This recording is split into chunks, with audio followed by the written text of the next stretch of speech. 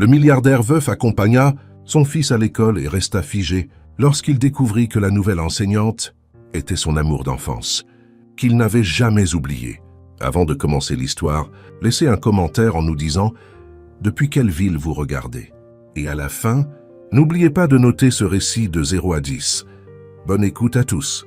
Le milliardaire veuf accompagna son fils à l'école et resta pétrifié en découvrant que la nouvelle enseignante était l'amour de jeunesse qu'il n'avait jamais oublié. Matthew Cross avait 33 ans, possédait 200 millions de dollars et n'avait absolument aucun contrôle sur son propre fils. « Papa, ton t-shirt est à l'envers. » Matthew baissa les yeux, vérifia le col, les coutures, l'étiquette. Tout était en place. « C'est faux. »« Si, c'est vrai. Et tu as aussi un insecte sur l'épaule. » Matthew se frappa l'épaule, si fort que la voiture fit une embardée d'un demi-mètre vers la gauche. John éclata de rire sur le siège arrière. « Tu t'es fait avoir 2 fois en 10 secondes. C'est un nouveau record. Je le note dans mon carnet de victoire. » « Tu as un carnet de victoire. »« Oui, il n'y a que ton nom. » Dedans, la voiture glissait le long de la route côtière de Santa Barbara à 7h42 du matin. L'océan Pacifique scintillait sur la gauche. Le soleil de Californie donnait à tout l'air d'une publicité pour du jus d'orange. Matthew serrait le volant comme si sa vie en dépendait. « John, un jour, tu utiliseras cette intelligence pour aider l'humanité. » C'est déjà le cas. Je garde ton ego sous contrôle. C'est un service public. Matthew ouvrit la bouche pour répondre, mais son téléphone sonna. Le tableau de bord afficha le nom de Davidson. Il répondit sur haut-parleur. « Davidson, je dépose John à l'école.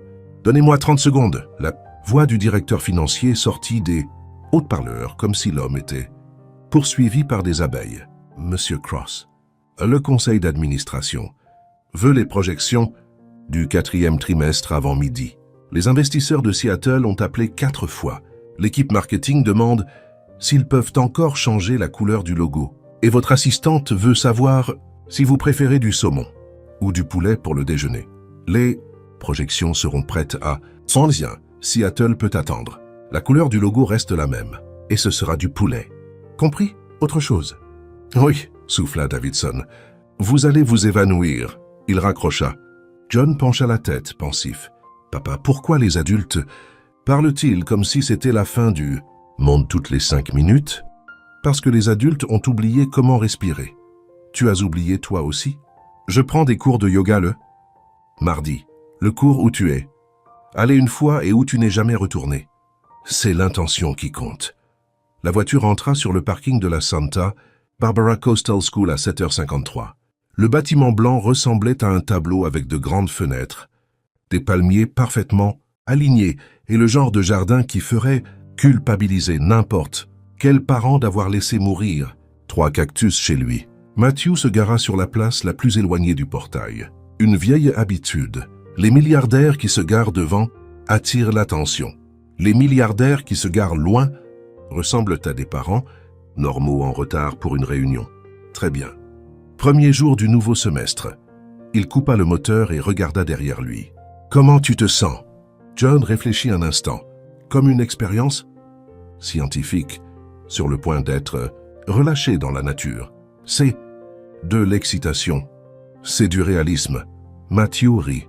Il tendit le bras et ébouriffa les cheveux de son fils. John recoiffa immédiatement chaque mèche avec la dignité d'un sénateur offensé. « Papa, mes cheveux ont une structure. Respecte-la. »« Désolé. J'avais oublié que tu avais des engagements importants. » « C'est le cas. Je dois impressionner la nouvelle maîtresse. J'ai entendu dire qu'elle était gentille. Où as-tu entendu ça?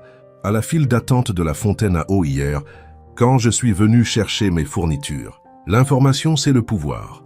Papa, tu devrais le savoir. » John ouvrit la portière, jeta son sac à dos sur son épaule et sortit de la voiture. Il fit 3 pas puis se retourna. « Papa, oui? Essaie de ne pas racheter d'entreprise avant le déjeuner. Ça devient gênant quand tu le fais. Je ne peux rien promettre. » John fit un signe de la main et courut vers le portail, disparaissant parmi les sacs à dos colorés et les enfants bien trop énergiques pour 7 heures de la matinée. Matthew resta dans la voiture quelques secondes de plus à regarder. Ce n'est que lorsque son fils fut hors de vue qu'il démarra le moteur et se dirigea vers le bureau. Le siège social de Cross Education Technology occupait le 12e étage d'un immeuble de verre au centre-ville de Santa Barbara. Vue sur l'océan, mobilier minimaliste, coûteux, café soigneusement sélectionné. Matthew franchit les portes vitrées à 8h21. « Bonjour, Monsieur Cross. Bonjour, Rachel. Bonjour, Monsieur Cross. Bonjour, Marcus. Bonjour, Monsieur Cross. Bonjour. » Personne dont je ne connais pas encore le nom, mais que je finirai par connaître. Le nouveau stagiaire resta immobile, hésitant entre rire ou s'inquiéter. Matthew entra en salle de réunion à 8h30. Il en sortit à 10h45, après avoir répondu à 17 emails, approuvé 3 projets, en avoir rejeté 2, appelé Seattle, résolu le problème en 12 minutes et trouvé encore le temps de réviser les projections du 4e trimestre avant l'échéance. À 11h58, il s'autorisa enfin une pause. Il s'assit dans son fauteuil de bureau, tourné vers la fenêtre. L'océan scintillait en bas, indifférent aux problèmes des gens qui portent des costumes. Le téléphone vibra. Un message de la Santa Barbara Coastal School. Matthew fronça les sourcils, déverrouilla l'écran. Nous sollicitons la présence du tuteur, de John Cross pour une discussion avec l'enseignante de la classe, salle 7 dès que possible. Il le lut 3 fois. Premier jour d'école, première convocation. Son fils était un génie, et ce n'était pas toujours un compliment. Matthew vérifia l'heure. 15h03. S'il partait maintenant, il atteindrait l'école avant la fin de la pause déjeuner de la maîtresse. Il attrapa ses clés, dit à Rachel qu'il serait de retour dans 1 heure et descendit au parking. Le couloir de l'école sentait le crayon de couleur et le désinfectant au pain. Une combinaison qui ramène n'importe quel adulte, à l'âge de 8 ans, quand les plus gros problèmes de la vie étaient la division des décimales et l'obtention d'une place dans la file d'attente du goûter. Matthew marchait lentement, répétant mentalement le discours qu'il utilisait toujours quand il était convoqué à cause de John. « Je m'excuse pour ce qu'il a fait. J'y travaille. C'est un bon gamin, au fond, très au fond. Il faudra peut-être creuser un peu pour trouver cette partie. Salle 5, salle 6, salle 7. » La porte était entr'ouverte. Il la poussa doucement et le monde s'arrêta. La femme se tenait près du bureau du professeur. Des cheveux châtains attachés en une queue de cheval lâche, un chemisier blanc, une jupe bleue aux genoux, un dossier coloré plein de papier serré contre sa poitrine. Mais rien de tout cela n'avait d'importance. Ce qui comptait, c'étaient les yeux.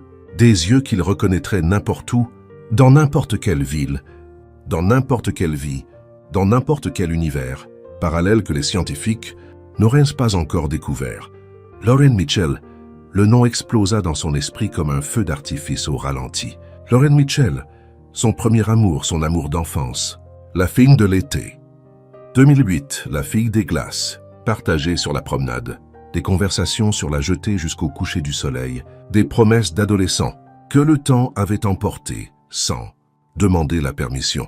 15 ans depuis la dernière fois qu'il avait vu ce visage.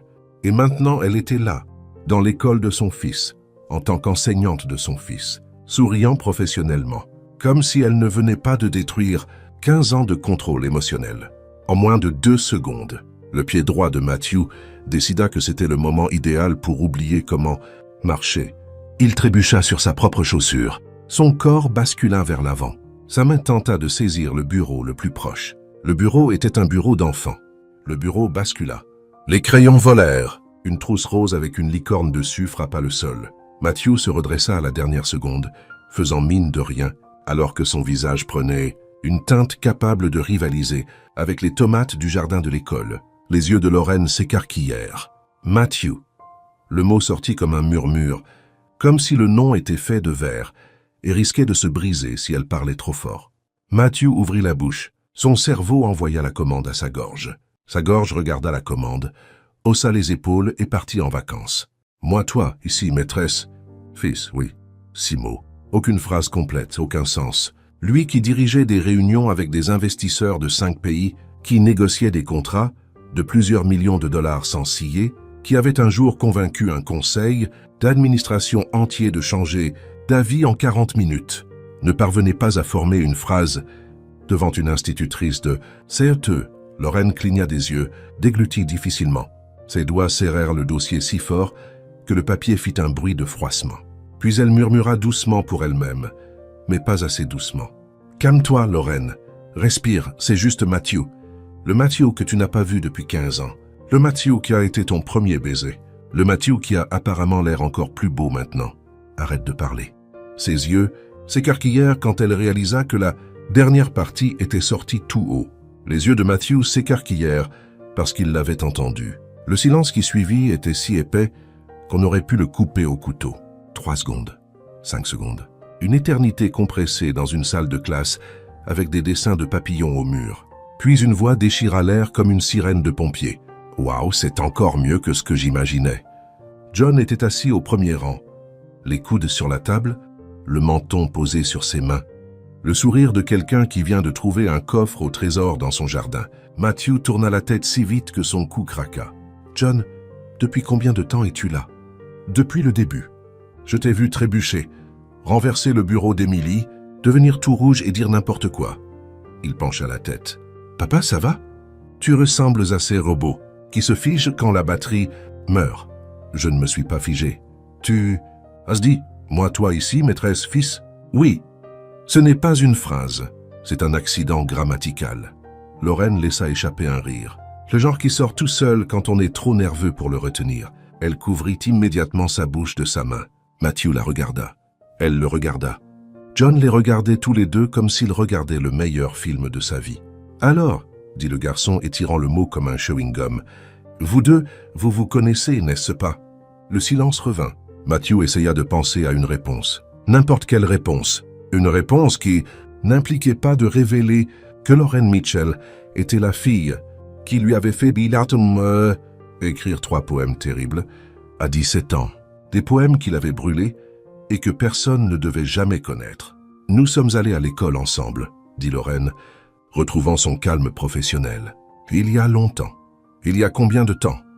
demanda John. 15 ans. Et vous étiez amis ? Pause. Matthew et Lorraine se regardèrent. Le genre de regard qui dit 1000 choses et rien à la fois. Oui, finit par dire Matthew. Ah, Miss. John plissa les yeux. Le garçon avait 9 ans, mais possédait la capacité de détecter les mensonges comme un enquêteur professionnel. Un ami, je vois. Il hocha lentement la tête. Et pourquoi avez-vous tous les deux l'air d'avoir vu un fantôme ? Ce n'est pas le cas, dit Lorraine trop vite. Absolument pas, acquiesça Matthew encore plus vite. C'est vrai ? John haussa les épaules. Alors pourquoi papa tient-il la trousse licorne ? D'Emily comme si c'était un bouclier ? Matthew baissa les yeux. Il pressait effectivement la trousse rose contre sa poitrine comme si sa vie dépendait de cette licorne brillante. Il la lâcha comme si elle brûlait. Je la tenais pour la rendre. Bien sûr que oui. Lorraine s'éclaircit la gorge, redressa les épaules, posa le dossier sur le bureau et croisa les mains devant elle. « Monsieur Cross, merci d'être venu si vite. Je vous ai appelé parce que John a montré quelque chose d'extraordinaire lors de la première activité de la journée.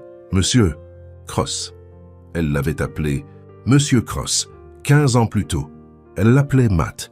Elle seule l'appelait ainsi, et il faisait semblant de ne pas aimer ça, mais il adorait ça. Il aimait ça énormément. Matthew ravala la boule dans sa gorge et s'assit sur la chaise des visiteurs. La chaise était trop petite, faite pour des parents normaux, pas pour des hommes qui mesuraient 1,5 m et ne savaient pas où mettre leurs jambes. Qu'est-ce qu'il a fait ? Lorraine ouvrit le dossier, en sortit une feuille de papier pleine de chiffres et de dessins. Lors de la première activité de mathématiques, j'ai demandé aux élèves de résoudre un problème de division. Rien de complexe. Programme de CE2. Et John l'a résolu en 30 secondes. Mais ce n'est pas ce qui a attiré mon attention. Qu'est-ce que c'était alors ? Lorraine regarda John, puis Matthew, puis à nouveau John. Il a demandé à aller au tableau et il a passé 20 minutes à expliquer à toute la classe comment fonctionne la division en utilisant une analogie avec les investissements à long terme et la diversification de portefeuille. Matthew ferma les yeux. John, quoi ? Ça a marché. Sarah a enfin compris le concept. Elle s'était perdue depuis des semaines. Tu as expliqué les maths de CE2 en utilisant des termes du marché financier. J'ai utilisé ce que je connais. Ce n'est pas ma faute si je sais des choses. Lorraine se mordit la lèvre. Matthew connaissait ce geste. Elle le faisait quand elle essayait de ne pas rire. « Monsieur Cross, votre fils est brillant, mais il pourrait avoir besoin d'une stimulation supplémentaire. » Une stimulation supplémentaire? Des défis? Des projets spéciaux? Quelque chose pour occuper son esprit de manière constructive. John leva la main. « J'ai une suggestion. Qu'est-ce que c'est ?» demanda Lorraine. « Tu pourrais venir à l'école plus souvent pour suivre mes progrès de près, Matthew. » S'étouffa avec sa propre respiration. Lorraine devint rouge. John affichait le sourire de quelqu'un qui savait exactement ce qu'il faisait. « Quoi? C'est juste une suggestion pédagogique. J'ai lu ça dans un article. » « Quel article? » « Un article sur Internet sur l'implication des parents. Très éducatif. » Matthew se leva si vite que la chaise racla le sol dans un bruit terrible. « Eh bien, merci pour l'information, mademoiselle Mitchell. Je réfléchirai à la stimulation supplémentaire et je parlerai à John des analogies appropriées à son âge. La diversification de portefeuille est appropriée à tout âge, protesta John. John, ça suffit. Silence. Compris. Matthew se tourna vers la porte. Il avait besoin de partir. Il avait besoin de respirer. Il avait besoin de digérer le fait que Lorraine Mitchell était de retour dans sa vie, portant un chemisier, blanc et souriant d'une manière qui lui retournait l'estomac comme s'il avait à nouveau 17 ans. « Monsieur Cross. » Il s'arrêta, se retourna. Lorraine était debout, le dossier à nouveau pressé contre sa poitrine. « C'était bien de te revoir. » Sa voix était douce, sincère, et pendant une seconde, juste une seconde, elle n'était plus mademoiselle Mitchell, l'institutrice. Elle était Lorraine, sa Lorraine. La Lorraine d'il y a 15 ans. Matthew sentit sa poitrine se serrer. « C'était bien de te voir aussi. » Il sortit.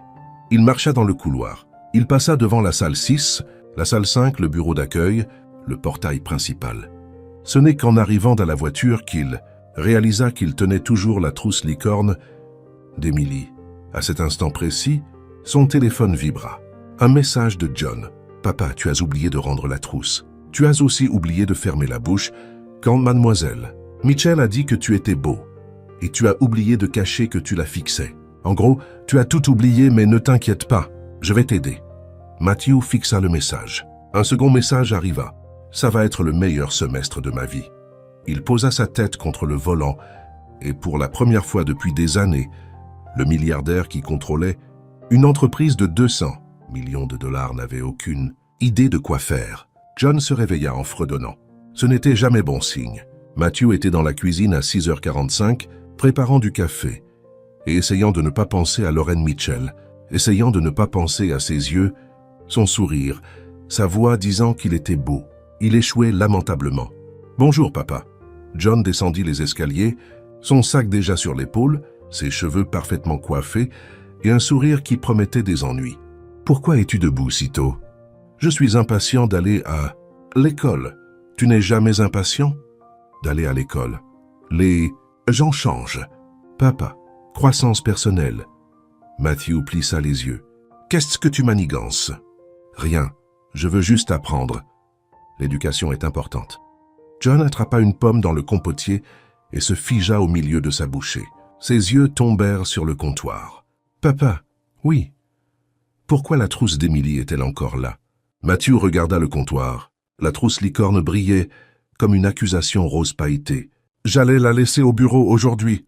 Emily est mon amie. »« Papa, ma meilleure amie. Elle était inquiète hier. Sparkle et sa licorne de compagnie. La trousse a un nom? La licorne sur la trousse a un nom, Sparkle. Elle lui parle pendant la récréation. » Matthew se frotta le visage. « Très bien. Apporte-lui la trousse quand nous arriverons à l'école. Je ne peux pas. »« Pourquoi pas? » ?»« Parce que ce n'est pas moi qui ai ramassé la trousse. C'est toi. Tu dois la rendre personnellement. » John, c'est ridicule. Ça ne l'est pas. C'est une question de responsabilité. C'est toi qui me l'as appris. Je t'ai appris la responsabilité, pas la bureaucratie. Émotionnelle avec des trousses licornes. John haussa les épaules. En plus, Emily voudra te remercier. Elle est polie. Si c'est moi qui la livre, elle remerciera la mauvaise personne. C'est déroutant pour un enfant de 9 ans. Tu as 9 ans, toi? Aussi. Je suis précoce pour mon âge. Emily est sensible. Ce sont des choses différentes. Matthew prit une grande inspiration. Finissons-en. Je la déposerai au bureau et je leur demanderai de lui transmettre. Le bureau n'ouvre qu'à 8h15. Les cours commencent à Python. Emily va passer 15 minutes à penser qu'elle a perdu Sparkle pour toujours. 15 minutes, c'est long dans la vie d'un enfant. John, papa, ils se fixèrent pendant 5 secondes. Tu veux que j'aille dans la classe de Mademoiselle Mitchell, n'est-ce pas? John écarquilla les yeux, avec une innocence totalement fabriquée. Moi? Vouloir ça? Papa, je pense juste à Emily. C'est mon amie. Les amis prennent soin les uns des autres. Et le fait que Mademoiselle Mitchell soit dans la classe n'est qu'une coïncidence. Une coïncidence totale, absolument complète. Matthew savait qu'il était manipulé. Il le savait avec chaque fibre de son être de PDG, expérimenté en négociation. Mais le sourire de John était trop convaincant. « Allons-y, dit-il en attrapant les clés. Tu vas être en retard. » Le trajet jusqu'à l'école fut rempli d'informations, apparemment innocentes. « Papa, savais-tu que Mademoiselle Mitchell aime les lys? Elle en a un vase sur son bureau. »« Comment tu sais ça? » Observation. Silence. « Papa, Mademoiselle Mitchell est arrivée à Santa Barbara il y a 3 mois. Elle vient de San Francisco. Pourquoi me dis-tu ça? Le contexte. Le contexte est important pour comprendre les gens. Encore du silence. « Papa, Emily a dit que Mademoiselle Mitchell n'a pas de bague au doigt. » Matthew faillit monter sur le trottoir. « Jeune, arrête. Arrête quoi? Ce sont juste des faits, des informations objectives. La voiture s'arrêta sur le parking à 7h52. John ouvrit la portière et sortit. Il se retourna. « Tu viens? Je t'attends ici. Prends la trousse. Papa, on en a déjà parlé. C'est ta responsabilité. Et j'ai déjà dit que tu pouvais la prendre. Et j'ai déjà dit que ce ne serait pas correct. John, remonte dans cette voiture et prends la trousse. Non. Comment ça, non? Non. C'est un mot complet, 3 lettres. Ça signifie un refus. Tu m'as appris à avoir des convictions. Je t'ai appris à avoir des convictions sur des choses importantes. Le bonheur d'Emily est important. Et le tien aussi. Matthew cligna des yeux. Qu'est-ce que mon bonheur a à voir là-dedans? John sourit. Ce sourire. Rien, salut papa. Emily attend Sparkle. Il courut vers le portail. Matthew était seul dans la voiture, tenant une trousse licorne rose, avec l'impression de venir de perdre une négociation face à un enfant de 9 ans. 5 minutes plus tard, il était dans le couloir de l'école. Salle 5, salle 6, salle 7. La porte était fermée. À travers la petite vitre, il vit Lorraine devant la classe, expliquant quelque chose avec des gestes animés. 20 enfants étaient attentifs. John était au premier rang, regardant droit vers la porte, attendant. Matthew frappa. Toutes les têtes se tournèrent. Lorraine s'arrêta au milieu de sa phrase, marcha vers la porte, l'ouvrit légèrement. « Monsieur Cross, bonjour. Désolé de vous interrompre. Je suis venu rendre la trousse d'Emily. » Il brandit la licorne du fond de la salle. Une petite voix cria « Sparkle !» Lorraine regarda la trousse, regarda Matthew, regarda John, qui étudiait le plafond avec un intérêt scientifique exagéré. Un instant, les enfants. Elle sortit dans le couloir et ferma la porte. « Tu es venu en personne pour rendre une trousse ?» John a refusé de la donner. Il a refusé?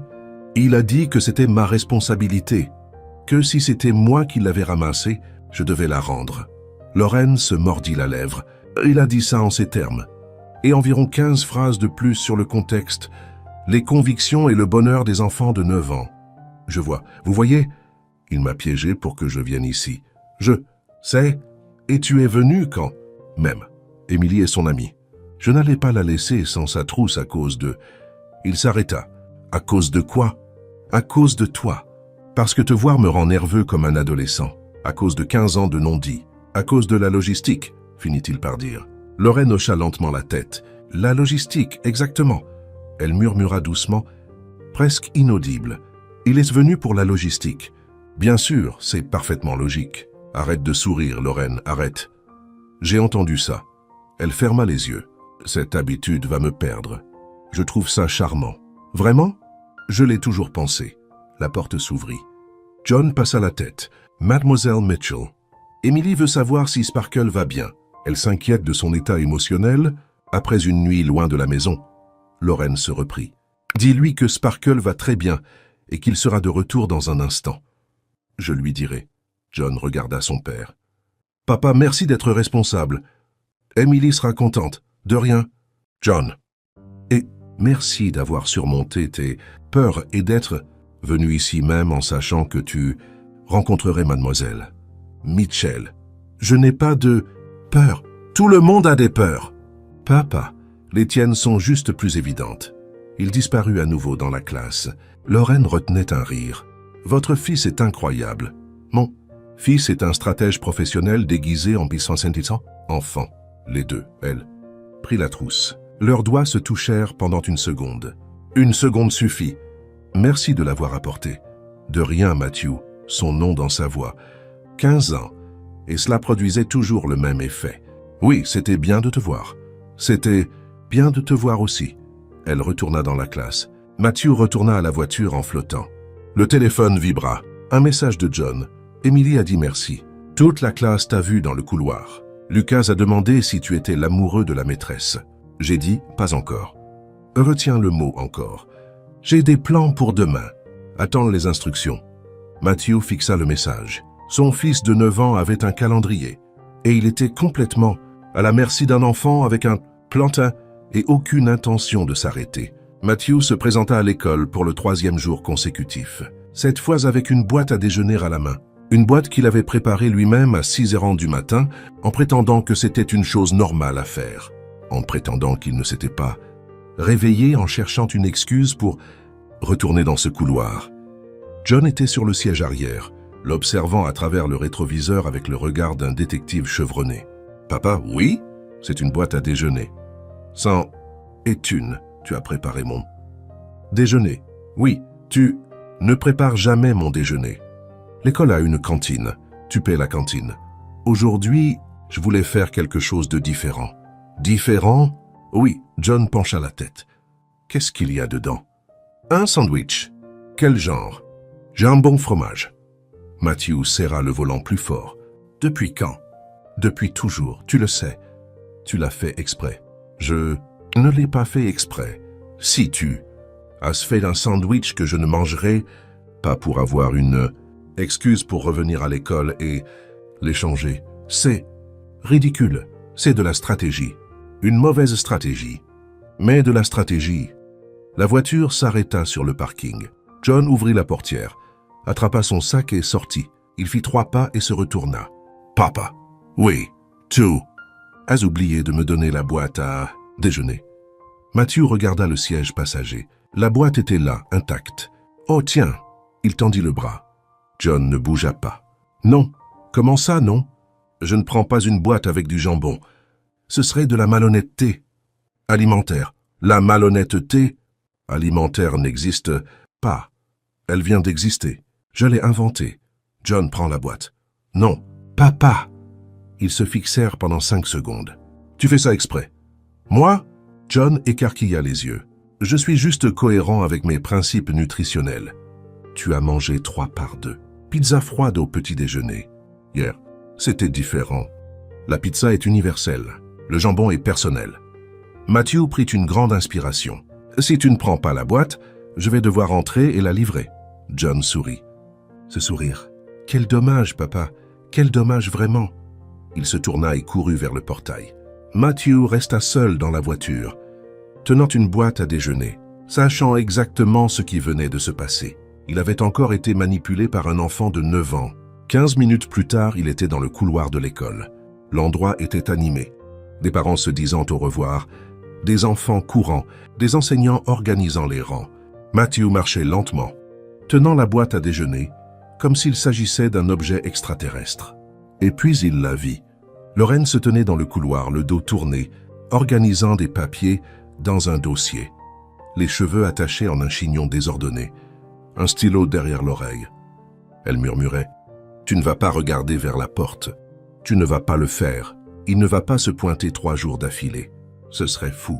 Personne ne se pointe 3 jours d'affilée. Arrête de penser à lui. Concentre-toi sur les papiers. Les papiers sont importants.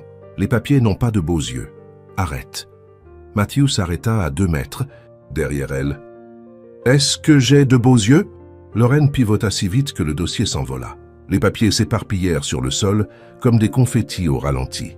Ils restèrent plantés là, fixant le désordre. « Je vais faire semblant que tu n'as pas entendu ça, » dit Lorraine.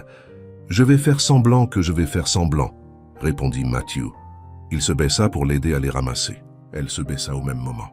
Leurs têtes s'entrechoquèrent. « Aïe, désolé. »« Non, désolé. Je suis arrivé par derrière. » Je me parlais à moi-même. Ils se dévisageaient, accroupis par terre, entourés de papier, leur front probablement rouge. Un enfant passa en courant et cria « Mademoiselle Mitchell et le papa de John sortent ensemble par terre. » Lorraine se releva si vite qu'elle faillit retomber. « On ne sort pas ensemble. »« C'est juste une réunion, » ajouta Matthew, se relevant lui aussi. « À propos de papier, » dit Lorraine. « Qui sont tombés ?» dit Matthew. « Par accident. Un accident total. L'enfant était déjà loin. Mes deux mères se tenaient au bout du couloir, observant avec des sourires curieux.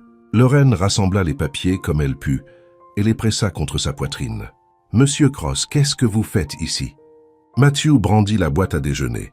John a oublié son déjeuner. Oublié dans la voiture. Le déjeuner que tu ne prépares jamais parce que l'école a une cantine, Matthew. Sentit ses oreilles chauffer. C'est une situation spéciale. Quelle situation? Nutritionnelle. Il a besoin de nutriments spécifiques. Quels nutriments? Le jambon. Lorraine cligna des yeux. Le jambon, c'est important pour la croissance. John n'aime pas le jambon. Il m'a dit hier que c'est la seule chose qu'il ne mange pas. Matthew voulait disparaître. Il a dit ça en détail. Il a dit, tu le sais depuis qu'il a 4 ans et qu'il a recraché du jambon sur ton costume pendant une réunion de famille. Ce costume était neuf, j'imagine. Le silence tomba, lourd, gênant. Lorraine regarda autour d'elle. Les mères regardèrent toujours. Alors, tu es venu apporter un déjeuner que ton fils n'a pas oublié, mais a refusé de prendre avec un sandwich qu'il ne mange pas juste pour avoir une excuse pour te montrer. Ici, quand tu le dis comme ça a l'air pathétique. Ah bon? Très. Lorraine se mordit la lèvre. Ses yeux brillaient. Matthew, tu es un PDG milliardaire. Tu négocies des contrats de plusieurs millions. Tu parles à des investisseurs internationaux. Je sais. Et la meilleure excuse que tu as étrouvée, c'est une boîte au jambon. J'ai paniqué. À 6h du matin, je me réveille paniqué. Lorraine rit. Le genre de rire qu'elle essayait de retenir et n'y arrivait pas. Matthew sentit sa poitrine se serrer d'une bonne façon. « Je suis nul à ça, » admit-il. « À quoi? À te parler sans avoir l'air d'un...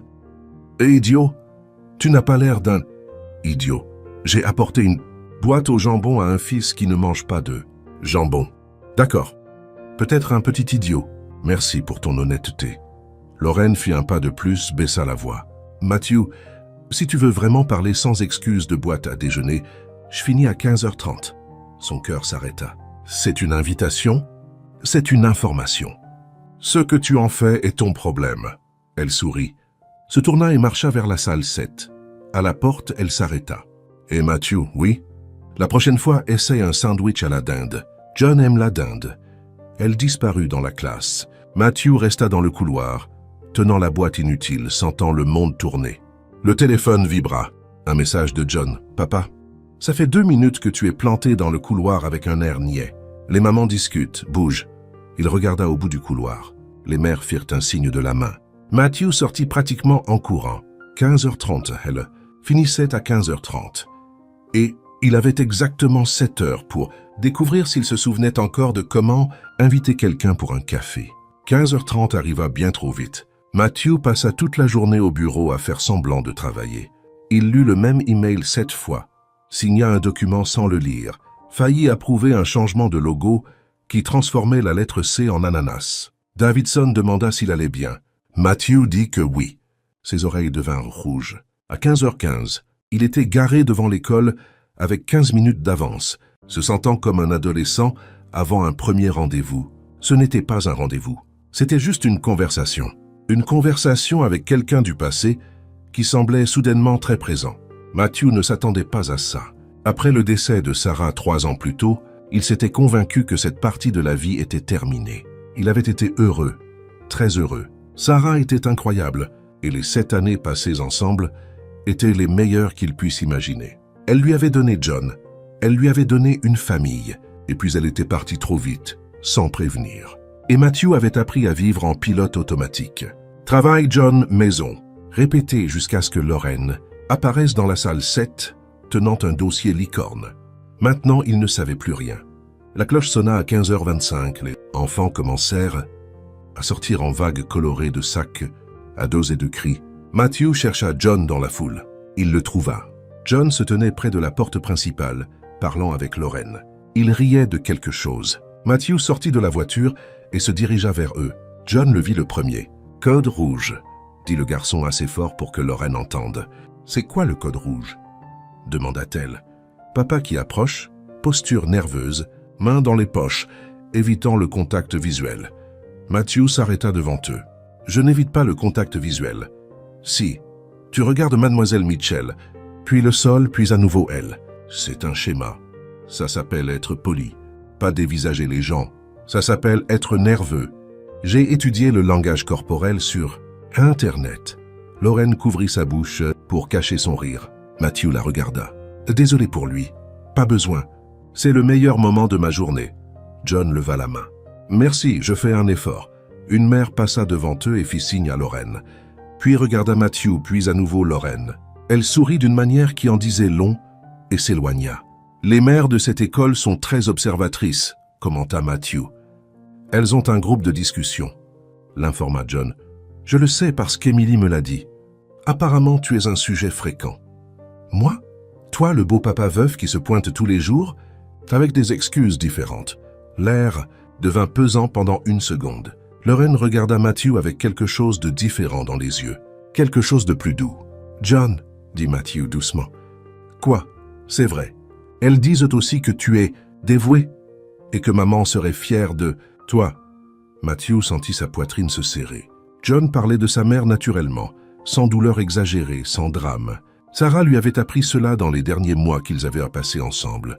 Ce souvenir ne devait pas forcément être triste. « Très bien, » continua John, brisant le moment. « Je vais attendre dans la voiture. Vous deux, vous devez parler de trucs d'adultes. » « Quel truc d'adulte ? Je ne sais pas. C'est pour ça que je vais attendre dans la voiture. » Il prit les clés. Matthew les lui tendit, machinalement. « Mais tu as 10 minutes. » Après ça, je commence à klaxonner. Il s'éloigna. Matthew et Lorraine étaient seuls. La cour se vidait. Quelques enfants couraient encore. Certains parents discutaient, près de leur voiture. Mais là, sur ce bout de trottoir, on aurait dit qu'il n'existait que deux. « Il est incroyable, » dit Lorraine. « Il est terrible, les deux. » Définitivement. Ils commencèrent à marcher lentement dans la cour. Sans direction, sans hâte. « Je suis désolé, » dit Lorraine doucement, « pour ce qui est arrivé. Merci, c'était il y a 3 ans. Trop vite. John semble bien le gérer.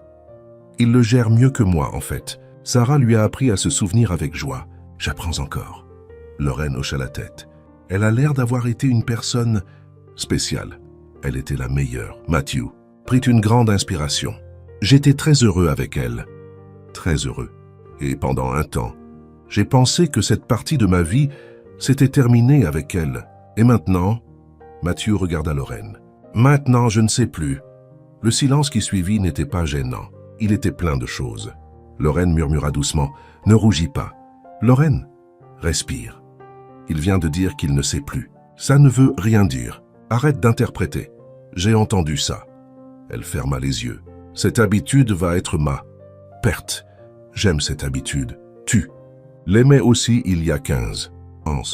Certaines choses ne changent pas. Lorraine ouvrit les yeux, le regarda pour de vrai. Matthew, qu'est-ce qui se passe ici? Honnêtement, je ne sais pas. Je sais que tu étais ma meilleure amie avant d'être quoi que ce soit d'autre. Je sais que te perdre a été dur. Je sais que j'ai construit toute une vie après ça. Une bonne vie, une vie que j'aimais. Et maintenant, tu te pointes à l'école de mon fils avec un dossier coloré. Et je n'arrête pas d'inventer des excuses pour te voir. Lorraine sourit, d'un petit sourire presque timide. Des excuses comme des boîtes au jambon. Exactement comme des boîtes au jambon. Tu sais, tu aurais pu simplement m'inviter pour un café. Je sais, mais apparemment j'ai perdu. Cette compétence quelque part ces dernières années. Lorraine rit. Alors laisse-moi te faciliter la tâche. Demain, 7 heures du matin, à la boulangerie du coin. J'y serai. Matthew cligna des yeux. C'est une invitation? C'est une information. Ce que tu en fais est ton problème. Tu utilises ma future réplique avant même que je puisse m'en servir. Je suis plus rapide. Un klaxon retentit au loin. Ils regardèrent tous deux vers le parking. John était penché à la fenêtre de la voiture, faisant des signes. « 10 minutes !» cria-t-il. « Je suis généreux. » Lauren rit. « Je pense que notre temps est écoulé pour aujourd'hui. »« Foi, pour aujourd'hui ?» Matthew fit un pas en arrière. « Demain alors, demain, 7 heures du matin. Je ne fonctionne pas bientôt, mais je ferai un effort. Je me souviens que tu ne fonctionnais pas bien tôt. Certaines choses ne changent pas. » Un autre klaxon, plus long cette fois. « Je dois y aller avant qu'il ne réveille tout le quartier, » dit Matthew. « Vas-y, on se voit demain. » Il marcha vers la voiture, ouvrit la portière et regarda une dernière fois en arrière. Lauren était toujours au même endroit, souriante. « Papa, » dit John quand il monta. « Tu souris comme un idiot. Ce n'est pas vrai. Si, et tes oreilles sont rouges. Les deux. » Matthew démarra la voiture. « C'était comment ?» demanda John. « C'était bien. Bien. Genre amitié bien ou bien genre plus que de l'amitié bien. Bien genre je suis encore en train de comprendre. » John hocha la tête, satisfait. « Des progrès ?» Il boucla sa ceinture. « Maman l'aimerait bien, tu sais. » Matthew sentit sa poitrine se serrer d'une façon différente. Pas de la douleur, quelque chose de plus léger. « Tu crois ?»« J'en suis sûr. Maman disait toujours que tu avais besoin de quelqu'un qui te fasse rire. » Mademoiselle. Mitchell te fait rire, c'est vrai. Et elle te fait aussi devenir tout rouge. Trébucher sur des bureaux et dire n'importe quoi. Mais le rire est la partie la plus importante. Matthew regarda son fils dans le rétroviseur. Quand es-tu devenu si intelligent? J'ai toujours été intelligent. Papa, tu étais juste trop distrait pour le remarquer. Ils rentrèrent à la maison en silence. Demain, 7 heures du matin, une boulangerie au coin. Et pour la première fois en 3 ans, Matthew sentit que peut-être, juste peut-être, recommencer était possible. Le petit déjeuner à la boulangerie n'eut jamais lieu. À 6h45, Matthew reçut un appel d'urgence. Les investisseurs de Seattle avaient avancé la réunion à 1600. Visioconférence obligatoire, aucune possibilité de report. Il envoya un message à Lauren pour expliquer. Elle répondit avec un emoji pouce levé et un pas de problème. Mais il y avait un problème. Matthew passa toute la réunion à penser au café qu'il n'avait pas bu, à la conversation qu'il n'avait pas eue, au sourire qu'il n'avait pas vu. John s'en aperçut sur le chemin de l'école. « Papa, on dirait un chiot triste. » Pas du tout. Si, il s'est passé quelque chose avec mademoiselle Mitchell. Rien ne s'est passé. C'est bien ça le problème. John hocha la tête, comme s'il comprenait parfaitement la complexité de la situation. Les adultes compliquent tout. 3 jours passèrent. Matthew ne se présenta pas à l'école. Réunion, contrat, investisseur. La vie de PDG ne pardonnait pas. Il envoya des messages courts à Lauren. Elle répondit par des messages tout aussi courts, polis, distants. Le moment était passé, ou du moins c'est ce qu'il pensait.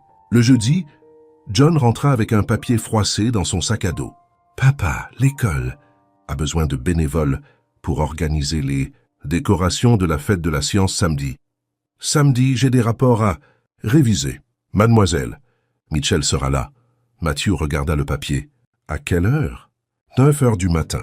J'irai. » John sourit. « Je savais que tu dirais ça. » Samedi arriva ensoleillé et chaud.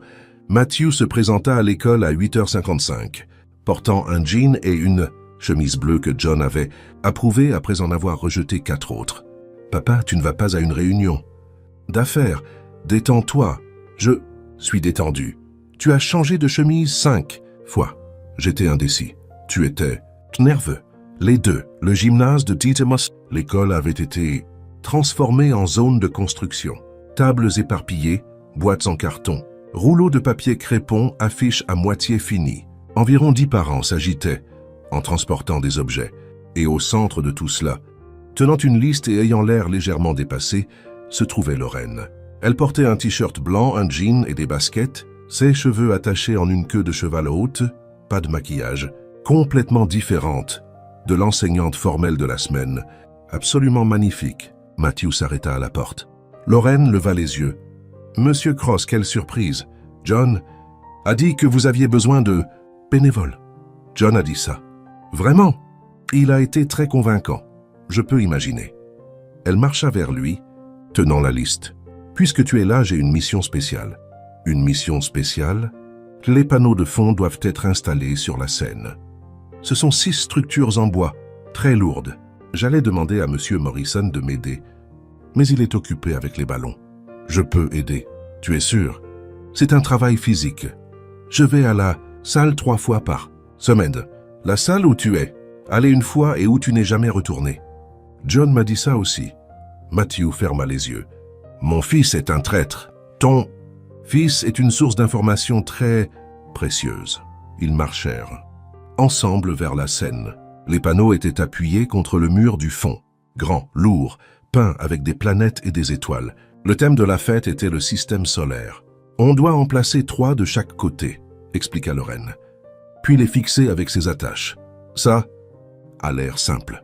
Ça a l'air simple. Mais les panneaux ont leur propre volonté. Elle ne plaisantait pas. Le premier panneau glissa 2 fois.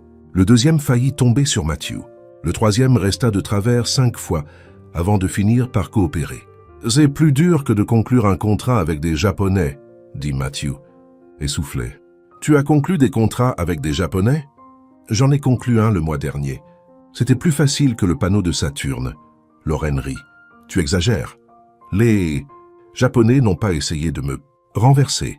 Ils travaillèrent côte à côte pendant près d'1 heure, discutant, riant, débattant de la meilleure position pour Jupiter, n'étant pas d'accord sur l'inclusion de Pluton. Pluton est une planète, insista Matthew. Pluton a été déclassé en 2006. C'était une injustice cosmique. C'était de la science. À la science injuste, Lorraine. Secoua la tête, souriante. Tu es têtu. Toi aussi. Je sais. C'est pour ça que nous sommes de bons adversaires.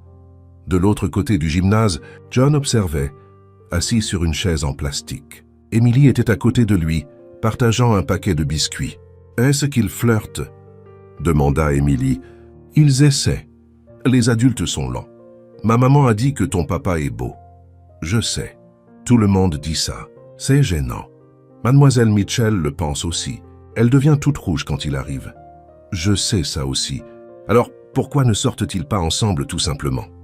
John soupira, parce que les adultes ont besoin de 500 étapes avant de faire quoi que ce soit. C'est épuisant à regarder. Sur la scène, Matthew et Lorraine avaient terminé les panneaux. Ils se tenaient côte à côte, admirant le travail, leurs épaules se touchant presque. Le gymnase bruyant autour d'eux. Mais là, dans ce coin, c'était comme une bulle de silence. « C'est pas mal, dit Lorraine. C'est vrai. Merci pour ton aide. De rien. » Elle se tourna vers lui, ses yeux bruns brillants. « Matthew. À propos du café qui n'a pas eu lieu, je voulais venir. Je sais, je voulais venir aussi. Est-ce qu'on peut réessayer ?» Lorraine ouvrit la bouche pour répondre. « Mademoiselle Mitchell !» Une mère apparut de nulle part, agitant les mains frénétiquement. « Les ballons ont éclaté. Tous. On a besoin d'aide. » Lorraine ferma les yeux 1 seconde. « J'arrive tout de suite. » Elle regarda Matthew. « On doit finir cette conversation. On doit. Mais là, tout de suite, j'ai une crise de ballons. Je comprends. Les ballons, c'est du sérieux. Tu es sarcastique. Juste un peu. » Elle sourit. Toucha son bras pendant 1 seconde. Juste 1 seconde. À plus tard. À plus tard. Elle courut vers le désastre des ballons. Matthew resta sur la scène, sentant son bras picoter là où elle l'avait touché. John apparut à ses côtés. « Laisse-moi deviner. Quelque chose a failli se passer et quelqu'un a interrompu. »« Comment tu sais ?»« Parce que ça arrive toujours. »« Vous deux, vous êtes des professionnels du presque. Ce n'est pas exprès. Je sais, mais ça devient frustrant à regarder. » Matthew regarda son fils. « Frustrant pour qui ?»« Pour tout le monde. Emily a déjà demandé 3 fois quand vous alliez sortir ensemble. Je ne sais plus quoi répondre. Dis-lui que c'est compliqué. Papa, avec tout mon respect, ce n'est pas compliqué. Tu lui plais, elle te plaît. Le reste, ce sont des excuses. » Matthew fixa le garçon de 9 ans qui, d'une manière ou d'une autre, comprenait les relations mieux que lui. « Quand es-tu devenu si sage ?» Je regarde beaucoup de choses et je fais attention. De l'autre côté du gymnase, Lorraine regarda en arrière. Leurs regards se croisèrent. Elle sourit. Il lui rendit son sourire. John leva les yeux au ciel. « Je retourne au biscuit. Préviens-moi quand vous déciderez d'agir comme des adultes. » Fonctionnel. Il s'éloigna.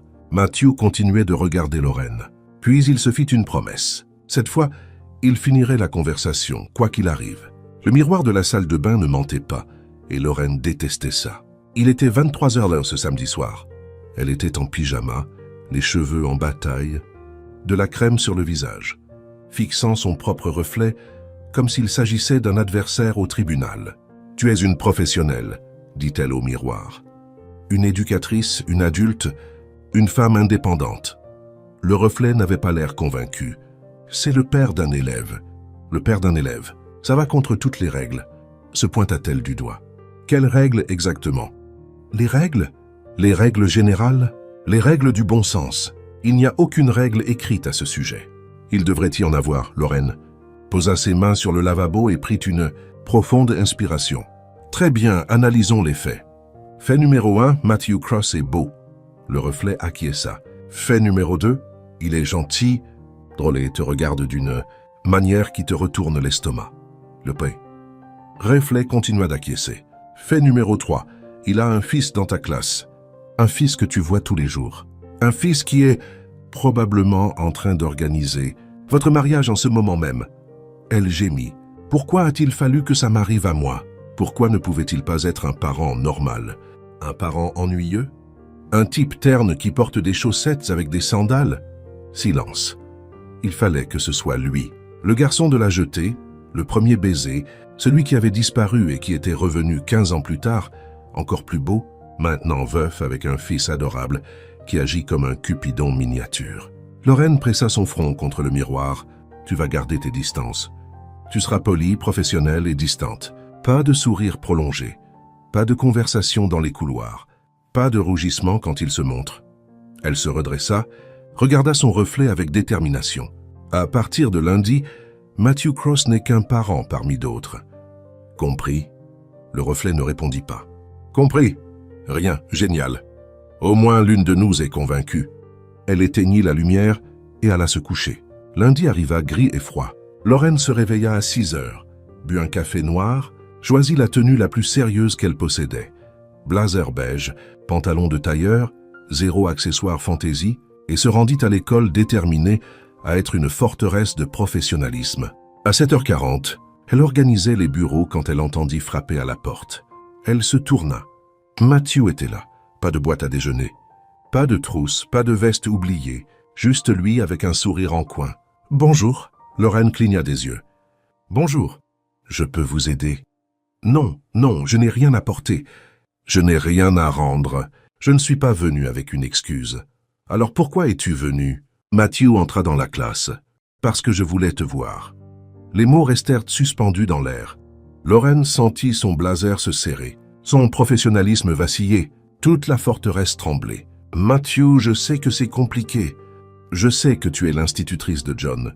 Je sais qu'il y a des règles, des limites, le bon sens. » Exactement. Mais je sais aussi que j'ai passé tout le week-end à penser à toi. Et je me suis réveillé aujourd'hui avec l'envie de te voir. Pas d'excuses, pas de stratégie, juste ça. Lorraine ouvrit la bouche. Elle la ferma, l'ouvrit de nouveau. Elle murmura doucement. « Ne rougis pas, Lorraine. Ne rougis pas, ne rougis pas. Tu es en train de rougir, » observa Matthew. « Je sais. Merci de le souligner. Désolé. Non, c'est rien. C'est juste que... » Elle prit une grande inspiration. « J'ai passé tout mon samedi à parler à mon miroir pour garder mes distances avec ton miroir. C'est une habitude, je sais. C'est charmant. Arrête de dire que c'est charmant. Pourquoi? Parce que ça rend le plan plus difficile. Quel plan? Le plan pour garder mes distances, pour être professionnel, pour ne pas laisser ça devenir quelque chose. » Matthew pencha la tête. « Tu ne veux pas que ça devienne quelque chose ?» Lorraine hésita. C'était la question qu'elle avait évitée toute la nuit. La question à laquelle le miroir n'avait pu répondre. « Je ne sais pas ce que je veux, » admit-elle. « Je sais que tu es le père d'un élève. Je sais que les gens vont parler. Je sais que ça pourrait tout compliquer Et je sais que chaque fois que tu te montres, j'oublie tous ces arguments. Matthew sourit. Pas le sourire en coin de tout à l'heure. Un vrai sourire, franc. Alors nous sommes pareils. Pareils? J'ai aussi une liste d'arguments et je les oublie. Aussi tous quand je te vois. Le silence qui suivit fut différent. Moins gênant. Moins tendu. Quelque chose de plus léger. De plus chaleureux. Matthew, ce n'est pas raisonnable. Je sais, les gens raisonnables ne font pas ça. Probablement pas. John va devenir fou. John l'est déjà. Un plan en 12 étapes qu'il m'a montré. Here, Lauren rit. Le genre de rire qui s'échappe quand on abandonne l'idée de tout contrôler. 12 étapes avec un calendrier et des objectifs. Il est très organisé. C'est ton fils. Heureusement. Des bruits de pas résonnèrent dans le couloir. Des voix d'enfants approchaient. Lauren regarda la porte. Les cours vont commencer. Je sais, tu dois partir. Je sais, Matthew. Lauren, ils se regardèrent pendant 3 secondes. 4, 5, dîner, dit Matthew. Vendredi. Juste nous deux. C'est une invitation. C'est une demande. Officielle, sans boîte à déjeuner. Sans trousse ou panneau de Saturne. Vendredi, Elle s'arrêta. Réalisa qu'elle n'avait rien. D'accord. Le sourire de Matthew aurait pu éclairer tout le gymnase. Je passe te chercher à 19h. À 19h. Mais quelque chose de confortable. Où allons-nous? Surprise. Je n'aime pas les surprises. Tu aimeras celle-là. Les enfants commencèrent à entrer dans la classe. John en tête, évidemment. Il regarda son père, regarda Lauren, regarda à nouveau son père. Il s'est passé quelque chose? Rien, dit Matthew. Rien, confirma Lauren. John plissa les yeux. Vous souriez tous les deux en même temps. C'est suspect. Va t'asseoir, John, dit Lauren. J'y vais. Mais j'attends un rapport complet plus tard. Matthew fit un pas en arrière. Vendredi, répéta-t-il doucement. Vendredi, répondit Lauren. Il sortit. John s'assit à son bureau et se tourna vers Emily qui attendait, les yeux curieux. Je crois que ça a marché, murmura-t-il. Quoi? Le plan. La phase 7 est terminée. Tu es déjà à la phase 7? Oui, plus que 5. Les yeux d'Emily s'écarquillèrent. Est-ce que ton papa est au courant pour le plan? John sourit. Il pense l'être, mais il ne sait pas tout. À l'avant de la salle, Lauren essayait de se concentrer sur le tableau. Vendredi, un dîner, une surprise, et la certitude absolue que le mur du professionnalisme venait de s'effondrer complètement. La note apparut sur le bureau de Lauren à 8h15, ce mardi matin, pliée en 4. Une écriture soignée comme celle d'un enfant. Un cœur dessiné dans le coin. Mademoiselle Mitchell, mon père a besoin de vous parler de mes performances académiques. C'est urgent. Il sera au portail à 15h30. Signé. John Cross, PS. Ne lui dites pas que c'est moi qui ai envoyé ça. Lauren l'a lu 3 fois. Elle mit la note dans sa poche et attendit. À 15h32, Matthew se présenta au portail avec l'air confus. « Tu as reçu une note, toi aussi ?»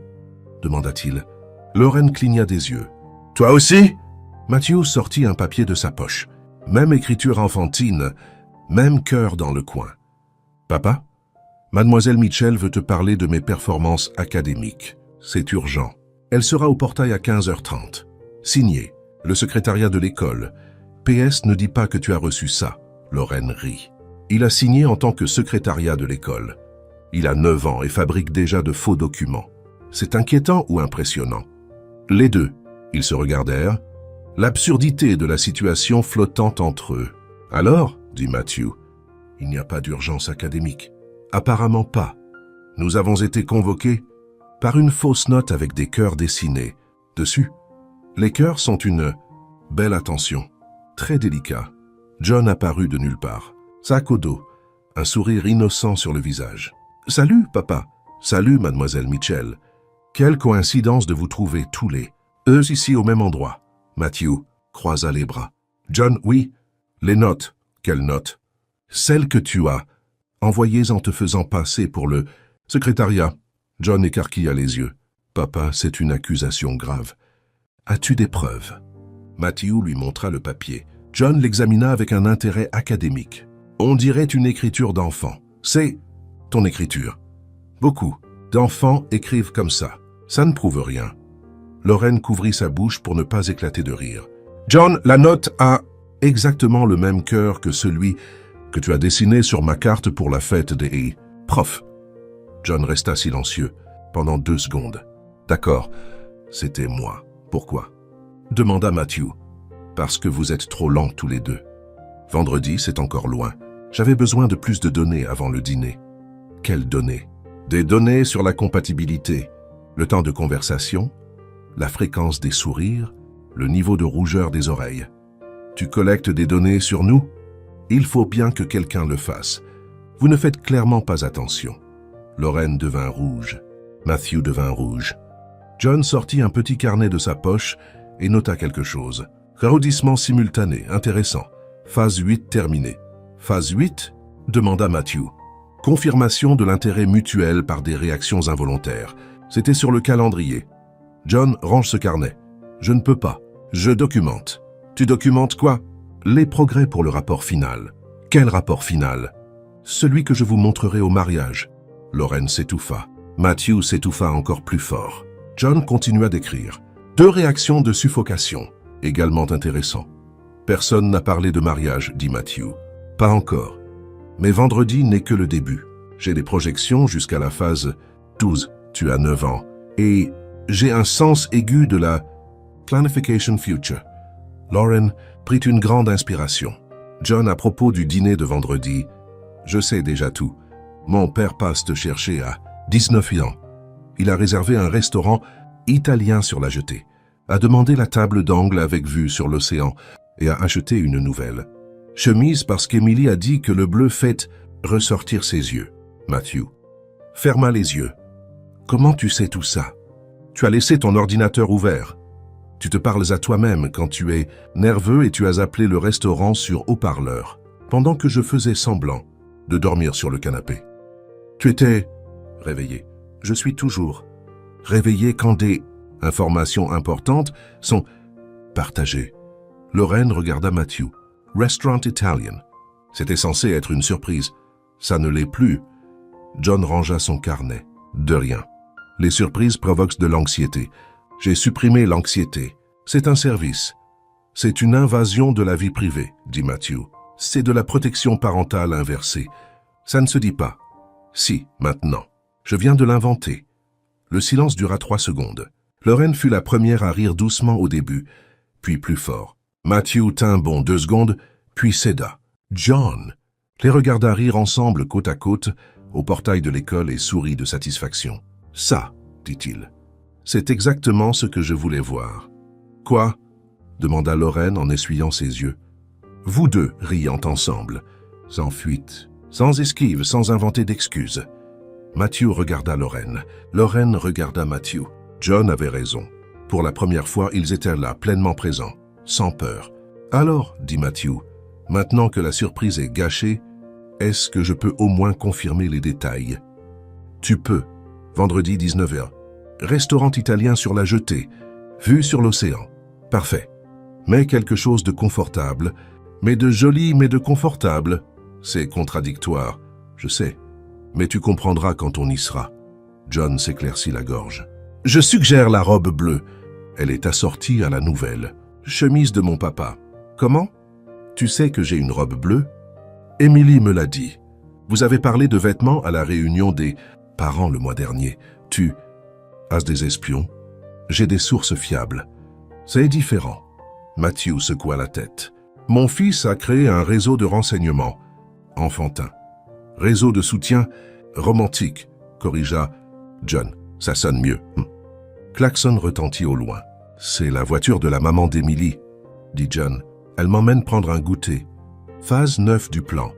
Donner aux adultes de l'espace pour parler sans supervision. Il y a une phase pour ça. Il y a une phase pour tout. Papa, je suis organisé. Il fit un signe de la main et s'élança. Matthew et Lorraine se retrouvèrent seuls. Alors, dit-elle, italien. Tu aimes l'italien? J'adore l'italien. Je m'en suis souvenu. Tu t'en es souvenu? Tu commandais des spaghettis à chacun de nos rendez-vous sur la jetée. Sans exception. Lorraine sentit sa poitrine se serrer. Tu te souviens des rendez-vous sur la jetée? Je me souviens de tout, Lorraine. La brise soufflait doucement. Le son des enfants s'estompait. Et là, au portail de l'école, quelque chose changea. Matthew? Oui, je suis nerveuse. Moi aussi. C'est bien ou mal? Je pense que c'est bien. Ça veut dire que ça compte. Lorraine sourit. Ça compte beaucoup. Alors, vendredi. Vendredi. Et après vendredi, on trouvera la solution ensemble. Matthew tendit la main. Lorraine l'a pris. Leurs doigts s'entrelacèrent pendant 3 secondes. Juste 3, mais c'était suffisant. Depuis la voiture de la maman d'Emily, John regardait par la fenêtre. Il sourit, sortit son carnet et écrivit « Toujours phase 9. Premier contact physique initial. Terminé avec succès. Vendredi va être parfait. » Et en dessous, en plus grosses lettres, phase 10, exposition publique contrôlée. Ce serait le plus grand défi de tous. Le gymnase de la Santa Barbara Coastal School ressemblait à un laboratoire de sciences qui aurait explosé. Des volcans de bicarbonate de soude moussant, des systèmes solaires en polystyrène oscillant, une maquette du corps humain clignant des yeux de manière inquiétante, et 200 personnes circulant entre les tables, trébuchant sur les câbles, faisant semblant de comprendre des projets sur la photosynthèse. Matthew arriva à 9h12 ce vendredi, tenant un café déjà froid et une anxiété très chaude. Ce soir dîner, Lorraine, restaurant italien. Mais d'abord la fête de la science. Il chercha la table de John dans le chaos, la trouva au dernier rang près de la fenêtre, avec une petite foule rassemblée autour. Ça ne pouvait pas être bon. Matthew s'approcha lentement, lut le panneau du projet et s'arrêta de respirer. Analyser comportemental. Pourquoi les adultes mettent-ils si longtemps à prendre des décisions évidentes? Une étude de cas réel. Le projet comportait des graphiques colorés, un ordinateur portable diffusant des diapositives, des photos imprimées et 2 personnages en bâton étiquetés, sujet A et sujet B avec un cœur rouge entre eux. John se tenait à côté de la table, portant un nœud papillon bleu et un pointeur laser, comme vous pouvez le voir sur le graphique 3, expliquait-il à un groupe de parents fascinés. La rougeur des oreilles du sujet a augmenté progressivement à chaque rencontre avec le sujet B. Cela indique un intérêt romantique croissant. Une mère leva la main. Qui sont les sujets A et B? Information confidentielle. Mais je peux dire que l'un d'eux arrive en ce moment. Avec l'air de vouloir me punir. Tout le monde se tourna. Matthew se tenait à 3 pas, la bouche bée, le café oublié à la main. John, papa pile au bon moment. Tu arrives juste à temps pour l'analyse des données du chapitre 4. Chapitre 4, le chapitre sur le déni. Quand les sujets font semblant de ne rien ressentir alors qu'ils ressentent clairement tout. Une vague de rire suivit. Matthew sentit son visage chauffer. John, nous devons parler. Pas maintenant. Papa, je suis en plein milieu d'une présentation scientifique. La science n'attend pas. Lorraine apparut à côté de Matthew. Elle portait une robe à fleurs et tenait un support d'évaluation. Qu'est-ce qui se passe ici? Le projet de mon fils, dit Matthew entre ses dents serrées. Sur nous. Lorraine regarda la table. Elle vit les tableaux. Elle vit les personnages en bâton. Elle vit la photo imprimée d'elle et Matthew discutant au portail. John, où as-tu trouvé cette photo? Emily a un don pour la photographie. C'est une collaboratrice précieuse. Emily fit un signe de la main depuis le coin, tenant un appareil photo jetable. Salut, mademoiselle Mitchell. Le projet se passe vraiment bien. On a déjà 15 votes pour le prix de l'originalité, Lorraine. Se couvrit le visage avec son support. John continua la présentation. Comme je le disais, le sujet B présente un schéma intéressant consistant à se parler à elle-même lorsqu'elle est nerveuse. Cela s'était documenté à 7 occasions distinctes. 7, demanda Lorraine, toujours cachée derrière son support. Vous voyez? J'ai des témoins. 3 enfants levèrent la main pour confirmer. Matthew regarda Lorraine. Lorraine regarda Matthew. Tous deux étaient également rouges. C'est gênant, murmura-t-elle. Très, acquiesça-t-il. Tout le monde regarde. Je sais. Qu'est-ce qu'on fait? Aucune idée. John s'éclaircit la gorge. Si les sujets A et B pouvaient arrêter de chuchoter, j'aimerais continuer avec la démonstration en direct. Démonstration en direct? Demanda Matthew alarmé. Oui, phase 10 du plan. Observation de l'interaction. Dans un cadre public. John, il n'y a pas de phase 10. Si, c'est sur le calendrier. Page 4. Il montra un carnet avec des notes détaillées. Un professeur d'une autre classe s'approcha. Ce projet est fascinant. Est-ce de la psychologie comportementale? C'est sur le fait que mon papa est lent à sortir avec quelqu'un, expliqua John. Professeur regarda Matthew. Matthew souhaita que le sol s'ouvre. « Je suis le papa », confirma-t-il inutilement. « Et voici le sujet A apparemment. Et qui est le sujet B ?» John pointa le laser sur Lorraine, juste là dans la robe à fleurs, essayant de se cacher derrière son support. Lorraine abaissa lentement son support. « Salut », dit-elle avec un signe de la main maladroit. Le professeur sourit. « C'est adorable. »« C'est une humiliation publique », corrigea Matthew. « Les deux choses peuvent exister en même temps, » dit John. « C'est de la science. » Le directeur de l'école apparut, attiré par la foule. « Qu'avons-nous là ?»« Un projet sur le comportement des adultes, » expliqua John, « avec des données réelles, des graphiques et des conclusions fondées sur des preuves. Intéressant. Quelle est la conclusion ?» John prit une grande inspiration. Il regarda son père. Il regarda Lorraine. Il regarda le public. La conclusion est que les adultes compliquent des choses simples. Quand deux personnes se plaisent, elles devraient simplement l'admettre et avancer. Mais non, ils inventent des excuses, évitent les conversations, rougissent, trébuchent sur les bureaux et prétendent qu'ils vont bien alors que ce n'est clairement pas le cas. Silence. John continua. « Mon hypothèse est que les adultes ont peur. Peur d'essayer, peur de rater, peur d'échouer. Mais la peur ne devrait pas gagner. Parce que quand on trouve quelqu'un qui nous fait rire, qui nous donne envie d'être meilleur, qui nous fait oublier de vérifier notre téléphone, on devrait se battre pour ça, même si ça fait peur. » Matthew sentit sa poitrine se serrer. Lorraine sentit ses yeux piquer. Tout le gymnase était silencieux. John regarda droit vers son père. « Ma maman m'a appris que l'amour en vaut toujours la peine. Même quand ça fait mal, même quand ça fait peur, même quand on ne sait pas ce qui va arriver. » Une larme coula. Sur le visage de Matthew, il ne l'essuya pas. « Donc, » conclut John, reprenant son ton professionnel, « ma recommandation scientifique est que le sujet A et le sujet B arrêtent d'avoir peur et profitent de leur dîner ce soir. » Fin de la présentation. Des questions? Le public applaudit. Le directeur applaudit. Émilie prit une photo. Matthew s'approcha de la table, passa derrière le panneau d'affichage et serra son fils dans ses bras. « Tu es terrible, » murmura-t-il. « Je sais, et brillant.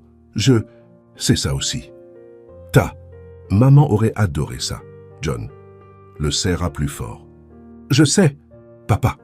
C'est pour ça que je l'ai fait. » Lorraine s'approcha discrètement, essuyant ses yeux. John, c'était embarrassant. Et magnifique. John sourit. « Merci, mademoiselle Mitchell. Maintenant, vous deux avez un dîner à préparer. Et moi, j'ai un prix de l'originalité à gagner. » Il ajusta son nœud papillon et se tourna vers le groupe de visiteurs suivants. Matthew et Lorraine restèrent côte à côte. « Alors, » dit-elle, « nous sommes officiellement une étude de cas avec des graphiques et tout le reste et des photos. » Émilie est une photographe dévouée. Lorraine rit. « Ton fils est incroyable. Mon fils est une tornade déguisée en enfant. Les deux. » Matthew la regarda. « Toujours partante pour le dîner. »« Plus que jamais. Même après avoir été exposée à toute l'école. Surtout après ça, sourit-elle. Il n'y a plus rien à cacher. » Matthew sentit sa poitrine plus légère. « 1900, restaurant italien. Je porterai la robe bleue comme John l'a suggéré. Il va être fier. Il l'est déjà. » De l'autre côté du gymnase, John les regardait parler. Émilie s'approcha de lui. « Ça a marché ?»« Ça a marché. Phase 10 terminée. Et maintenant, John sourit, c'est la phase 11. S'assurer que le dîner est parfait. Comment vas-tu faire ça ? J'ai un plan. Tu as toujours un plan. C'est mon charme. » Il prit son petit carnet et écrivit.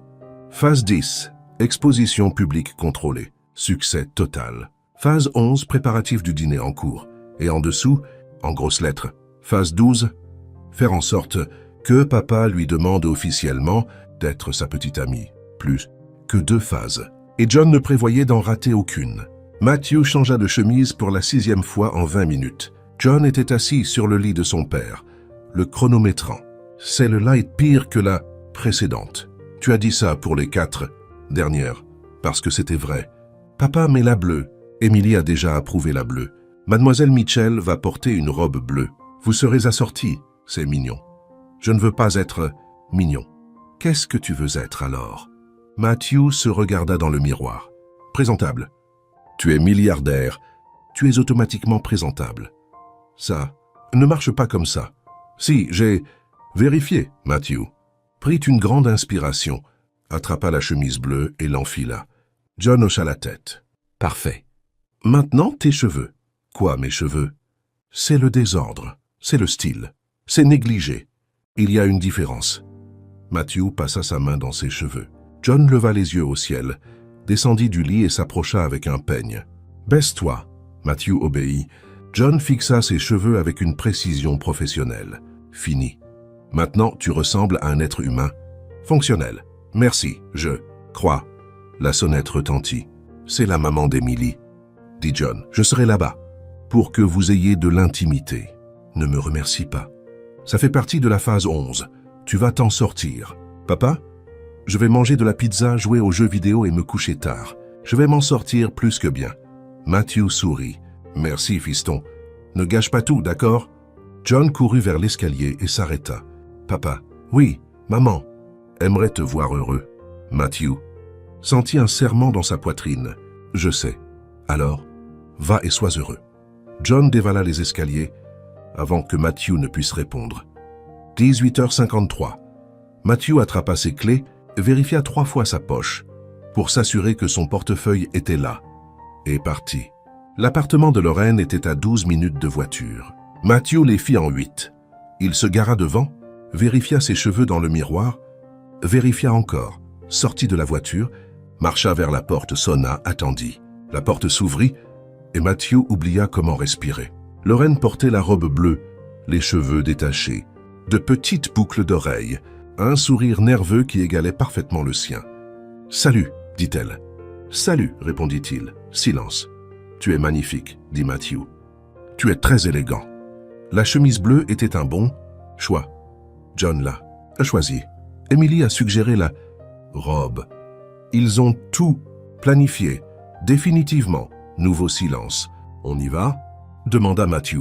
« Allons-y. » Il lui ouvrit la portière de la voiture. Elle monta. Il fit le tour, s'assit au volant et démarra la voiture. Ne bougea pas. « Matthew ? Oui. Tu dois conduire pour qu'on arrive au restaurant. Je sais. C'est juste que... » Il prit une grande inspiration. « Je suis nerveux.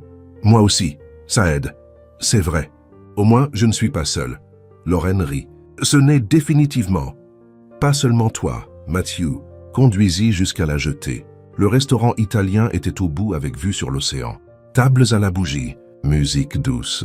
Le genre d'endroit qui existe dans les films romantiques. Le maître d'hôtel les conduisit à la table d'angle.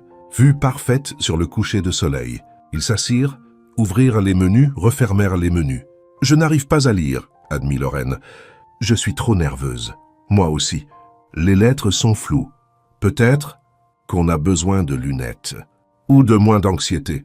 Ou de vin. Le vin, c'est une bonne idée. » Matthew appela le serveur, commanda une bouteille de vin rouge, 2 plats de spaghettis. Sans réfléchir, Lorraine haussa un sourcil. « Tu commandes pour moi ?»« Désolé, l'habitude. Tu commandais toujours des spaghettis. » C'était... il y a 15 ans. Est-ce que ça a changé? Non, j'adore toujours les spaghettis. Alors j'ai encore vu. Juste, le vin arriva. Le serveur servit. Ils trinquèrent. « À quoi ?» demanda Lorraine. « À de nouveaux départs.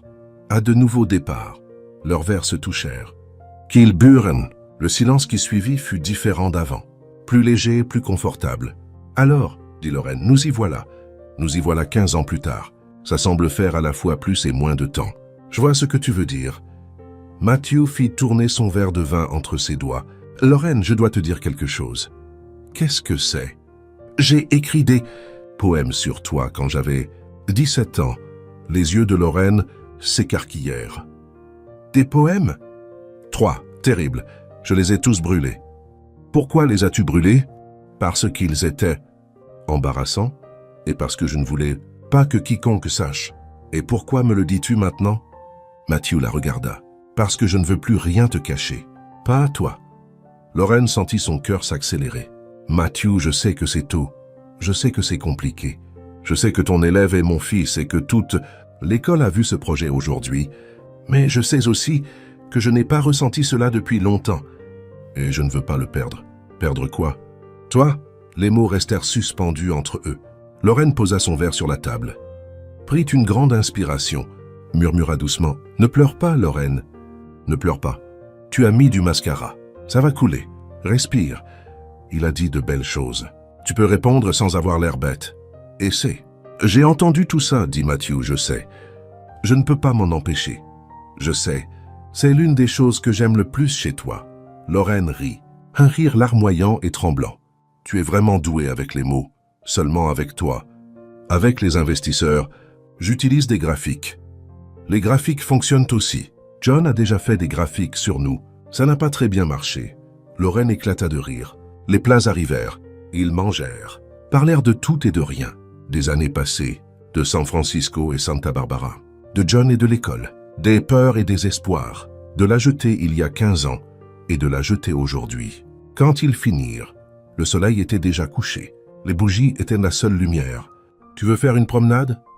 demanda Matthew. « Je veux bien. » Il paya la note. Ils sortirent. La jetée était presque vide. Juste quelques personnes se promenant. Le bruit des vagues, l'odeur du sel. Ils marchaient côte à côte, leurs épaules se touchant. « Matthew ?»« Oui. J'ai écrit des choses sur toi, moi aussi. Des poèmes. Des lettres que je n'ai jamais envoyées. Pourquoi ne les as-tu pas envoyées? Parce que tu es parti. Et je ne savais pas si tu voulais avoir de mes nouvelles. » Matthew s'arrêta de marcher, se tourna vers elle. « J'aurais voulu. Je sais. Maintenant je sais. » Ils étaient proches, très proches. La brise soufflant doucement, l'océan murmurant en arrière-plan. « Lauren, oui, je vais t'embrasser maintenant. C'est un avertissement? C'est une demande de permission. Permission accordée. » Matthew se pencha. Lauren ferma les yeux, et quand leurs lèvres se rencontrèrent, 15 ans disparurent.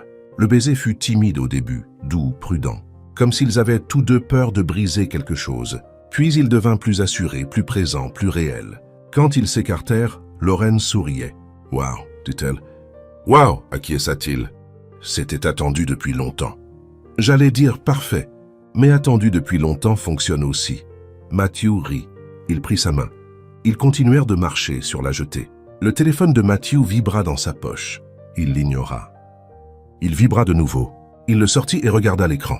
SMS de John. « Alors, tu l'as déjà embrassé ?» Matthew le montra à Lorraine. Elle éclata de rire. Il tapa « Oui ». La réponse arriva en 2 secondes. Phase 11 terminée. « Papa, je suis fier de toi. Maintenant, passons à la phase 12. Ne gâche rien. » Matthew rangea son téléphone. « Phase 12 ?» demanda Lorraine. « J'ai peur de découvrir ce que c'est, moi aussi. » Ils se regardèrent et rirent ensemble. Parce que certaines choses n'ont pas besoin d'être expliquées. Juste vécues. John ouvrit la porte d'entrée à 7h42, le samedi matin, et trouva son père souriant à son téléphone comme un adolescent amoureux.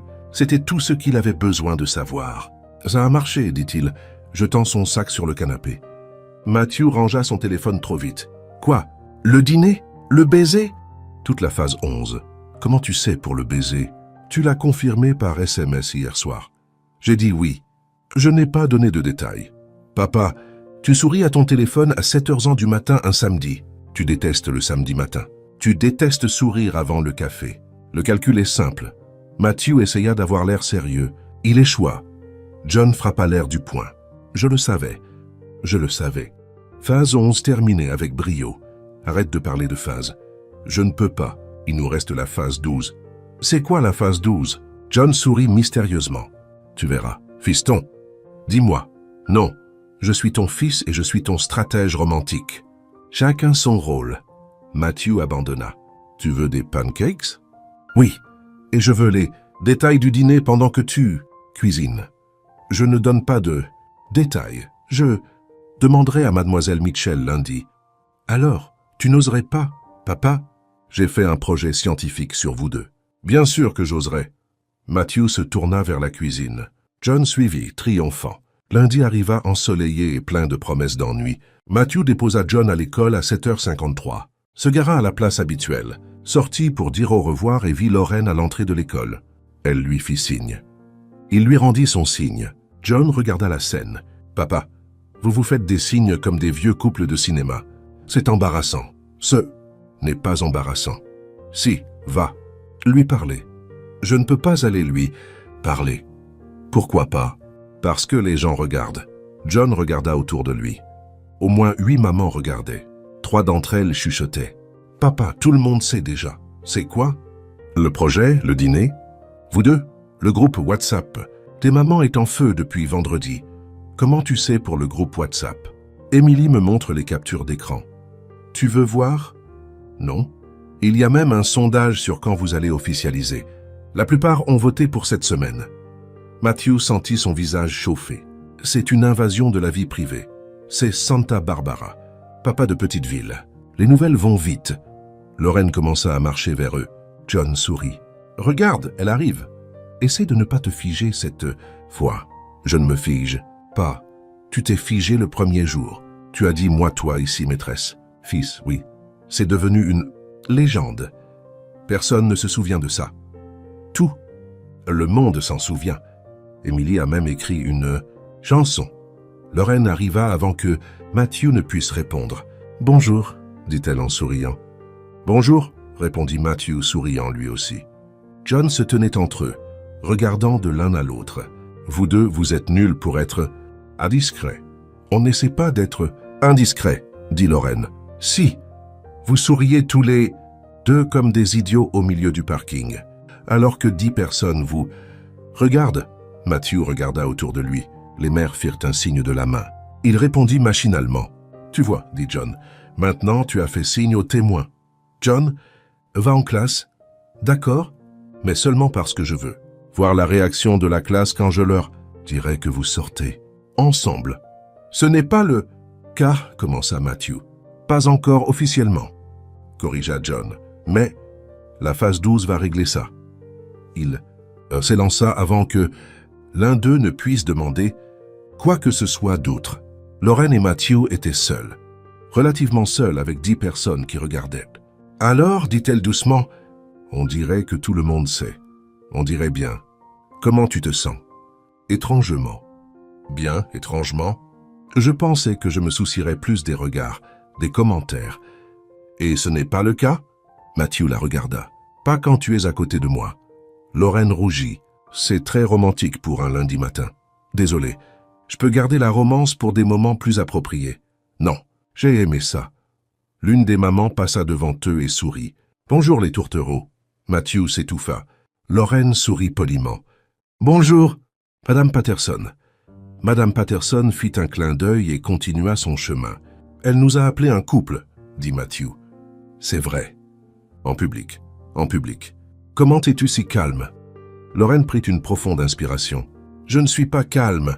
Je fais semblant. À l'intérieur, je flippe. Elle chuchota. Respire, Lorraine.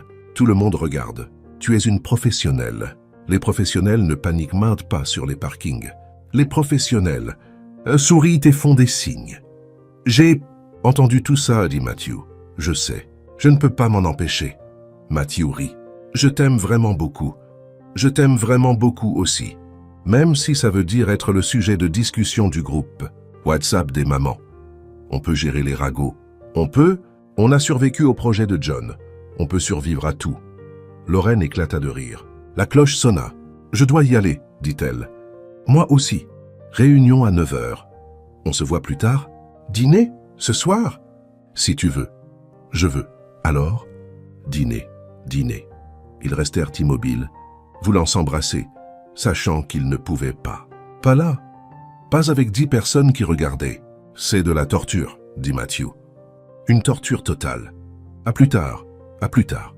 Matthew retourna à sa voiture. Lorraine entra dans l'école. Les mamans observaient tout. Dans le groupe WhatsApp, un nouveau sondage apparut. Quand vont-ils s'embrasser en public? La plupart votèrent pour avant la fin de la semaine. À l'intérieur de l'école, John entra en classe comme un général victorieux. Émilie courut vers lui. « Alors, ça a marché ?»« Ça a marché. Ils sont officiellement ensemble maintenant. Ils doivent juste le rendre officiel. Quand ce sera fait? Phase 12, cette semaine. C'est quoi la phase 12 ?» John sourit. « La phase 12, c'est faire en sorte que mon papa arrête d'être un lâche et lui demande d'être sa petite amie devant tout le monde. Comment? Tu vas faire ça? J'ai un plan. Tu as toujours un plan. C'est mon super pouvoir. Le professeur de maths entra dans la salle. John s'assit, mais son esprit était ailleurs. Phase 12, la phase finale, la phase qui allait tout changer. Et il savait déjà exactement comment il allait s'y prendre. Lorraine fit brûler le riz pour la 3e fois en 2 semaines. De la fumée montait. L'alarme incendie se déclencha et John apparut dans la cuisine, tenant un extincteur que personne ne connaissait. « J'ai apporté du renfort », annonça-t-il. « Où as-tu trouvé ça ?» demanda Matthew, ouvrant toutes les fenêtres. « Tu devrais mieux connaître ta propre maison. »« Papa !» Lorraine se tenait au milieu de la cuisine, tenant une poêle carbonisée, avec l'air de venir de perdre une bataille importante. « Je voulais juste préparer un dîner. Spécial. »« C'est réussi, » dit John. « Spécialement? »« Brûlé. » John, prévint Matthew. « Quoi? C'est vrai. Mais ne vous inquiétez pas, mademoiselle Mitchell. Mon papa ne sait pas cuisiner non plus. Vous formez un couple parfait. » 3 semaines s'étaient écoulées depuis le premier baiser sur la jetée. 3 semaines de dîner, de conversation, de rire et d'une complicité qui grandissait chaque jour. Lorraine passait de plus en plus de temps chez les Cross. Matthew souriait de plus en plus et John observait de plus en plus. « Papa commande de la pizza », suggéra-t-il. « Mademoiselle Mitchell a besoin d'une victoire émotionnelle après cette défaite culinaire. »« Je n'ai pas besoin d'une victoire émotionnelle, » protesta Lorraine. « Tu câlines une casserole brûlée comme si c'était un bébé blessé. » Lorraine baissa les yeux, c'était le cas. Elle lâcha la casserole. « D'accord, pizza. » Matthew attrapa son téléphone pour passer commande. John attira Lorraine vers le canapé. « Mademoiselle Mitchell, est-ce que je peux être honnête avec toi? »« Tu es toujours honnête. »« John, parfois trop. C'est un don. » Il s'assit à côté d'elle. « Tu essayes trop fort. »« Qu'est-ce que tu veux dire? »« Le riz, le dîner de mardi, le gâteau de dimanche qui s'est transformé en charbon. Tu essaies de prouver quelque chose. » Lorraine resta silencieuse.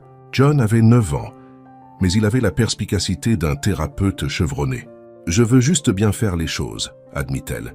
« Pourquoi? »« Parce que j'aime ton papa et toi, et je ne veux pas tout gâcher. » John hocha la tête. « Il ne gâchera rien. »« Comment tu le sais? »« Parce que mon papa sourit plus maintenant, et il ne souriait pas beaucoup avant. Et si tu peux le faire sourire, alors tu fais déjà les choses bien, même si le riz brûle. » Lorraine sentit ses yeux piquer. « Merci, John. De rien. Maintenant, arrête de brûler la nourriture.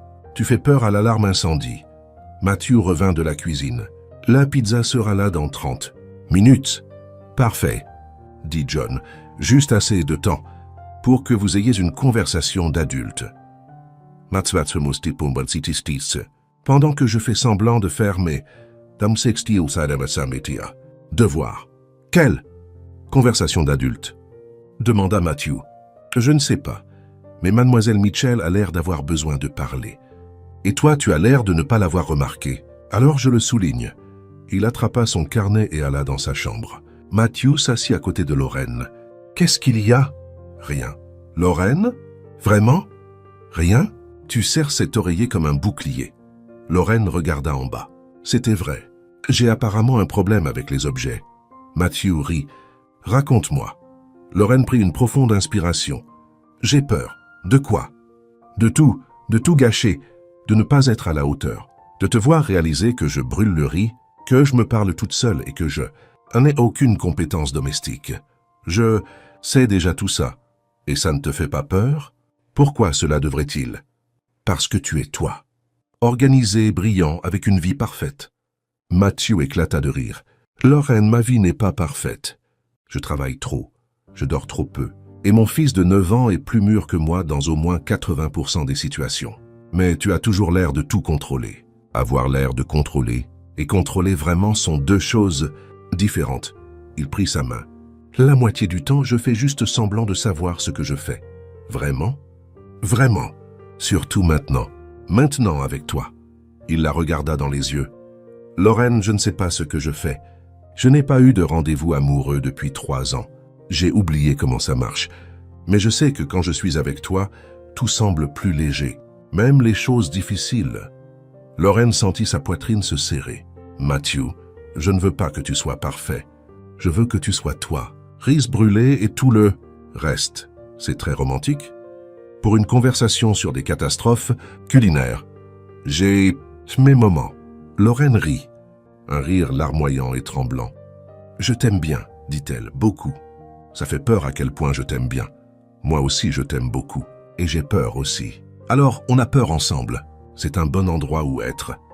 La sonnette retentit. Pizza! Cria John de sa chambre. Je vous laisse finir de parler plus tard. Matthew se leva pour ouvrir. Lorraine resta sur le canapé souriante. John apparut dans l'encadrement de la porte. Tout est réglé? Tout est réglé. Génial. La phase 12 est presque terminée. C'est quoi la phase 12? Au fait, John sourit. Tu le sauras bientôt. C'est une menace? C'est une promesse? Matthew revint avec les pizzas. Ils mangèrent sur le canapé, en regardant un film choisi par John, un film que personne ne regardait vraiment. Lorraine s'appuya contre Matthew. John s'assit par terre, faisant mine de ne pas les regarder toutes les 5 minutes. Quand le film se termina, John bâilla de manière spectaculaire. « Je suis fatigué. Je vais me coucher. Ne faites rien d'embarrassant. Pendant que je ne regarde pas. » « John, » dit Matthew. « Bonne nuit, papa. »« Bonne nuit, mademoiselle Mitchell. » Il monta. Matthew et Lorraine étaient seuls. « Ton fils est incroyable, » dit-elle. « Il est terrible, les deux en égale mesure. » Lorraine posa sa tête sur son épaule. « Matthew? Oui, je ne veux pas partir. Alors reste. »« Vraiment? Vraiment, reste. » Lorraine sourit. « D'accord, je reste. » Du haut des escaliers, John observait en secret. Il sortit son carnet et écrivit « Phase 12 en cours. Achèvement prévu bientôt. Résultat projeté. Famille complète. » Et en dessous, en plus petites lettres, « Maman, je crois que j'ai réussi. » Il referma le carnet et alla se coucher souriant. La note apparut dans le sac de John à 8h30, ce jeudi matin. Une écriture d'adulte cette fois, soignée, un peu tremblante. « John, j'ai besoin de ton aide. Phase 12 aujourd'hui. Retrouve-moi dans la voiture après l'école. Ne dis rien à personne, papa. » John la lut 3 fois, sourit, mit la note dans sa poche et passa toute la journée à faire semblant de ne rien savoir. À 15h45, il monta en voiture avec l'expression d'un agent secret sur le point de commencer une mission. « Papa, John, j'ai reçu la note. »« Je sais, je l'ai envoyée. Phase 12. Phase 12. » John boucla sa ceinture. « Enfin, je pensais que tu ne prendrais jamais l'initiative. » J'ai attendu le bon moment. Papa, le bon moment était il y a 3 semaines. Mais bon, mieux vaut tard que jamais. Matthew prit une profonde inspiration. « Je vais lui demander d'être ma petite amie officiellement. » Officiellement. Devant tout le monde, je pensais à quelque chose de plus privé. John fronça les sourcils. Le privé, c'est ennuyeux. Le privé, c'est romantique. Papa, tu es déjà le sujet de ragots de toute l'école. Tout le monde attend le moment officiel. Si tu fais ça en secret, tu vas décevoir au moins 40 personnes. 40? Les mamans, les professeurs, le personnel de la cantine, le concierge, tout le monde est derrière vous. C'est pratiquement un événement sportif. Matthew appuya sa tête sur le volant. Ma vie est devenue un feuilleton, c'est le cas. Et le public veut une fin excitante. Alors qu'est-ce que tu suggères? John sourit. J'ai un plan. Bien sûr que oui. Demain, c'est la journée de la lecture à l'école.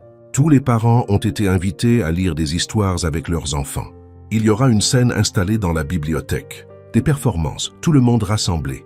Et mademoiselle Mitchell ouvre l'événement. Elle va faire une introduction sur l'importance de la lecture. Après qu'elle ait fini, tu montes sur scène et...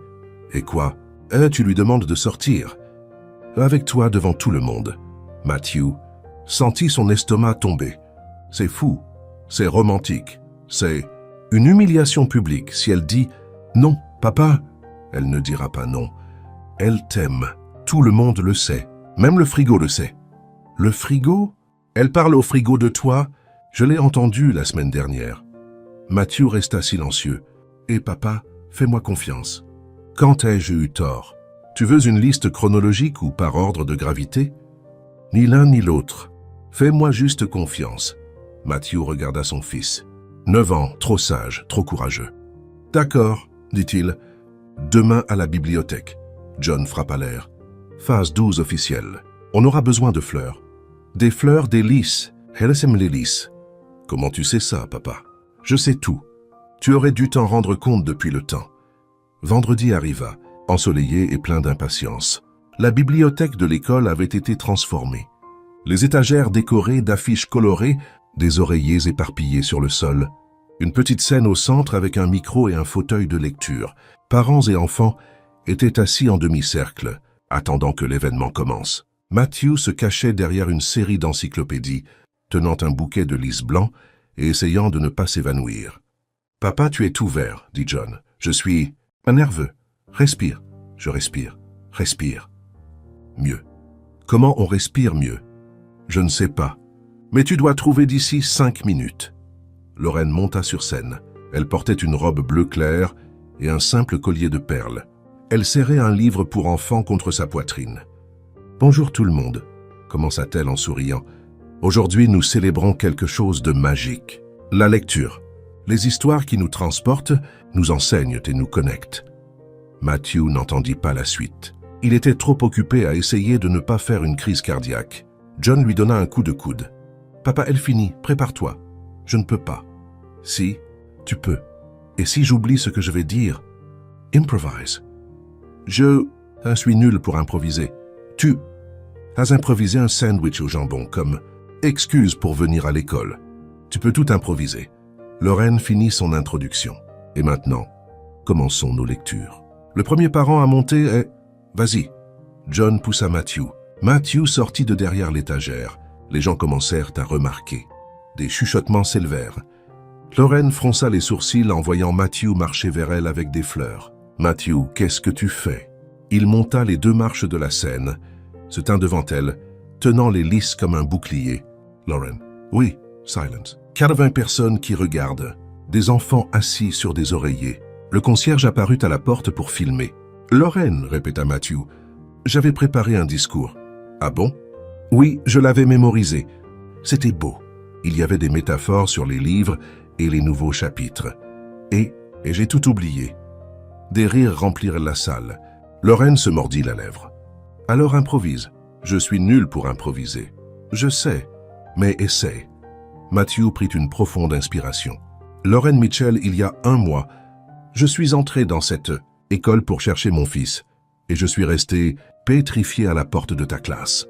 Depuis, j'ai trébuché sur des bureaux, inventé des excuses de panier repas au jambon, été exposé dans un projet de science et je suis devenu le sujet de discussion du groupe des « Maman, c'est vrai », cria une maman au fond. « Et pendant tout ce temps, continua Matthew, j'ai réalisé que tu es la personne la plus incroyable que j'ai jamais rencontrée.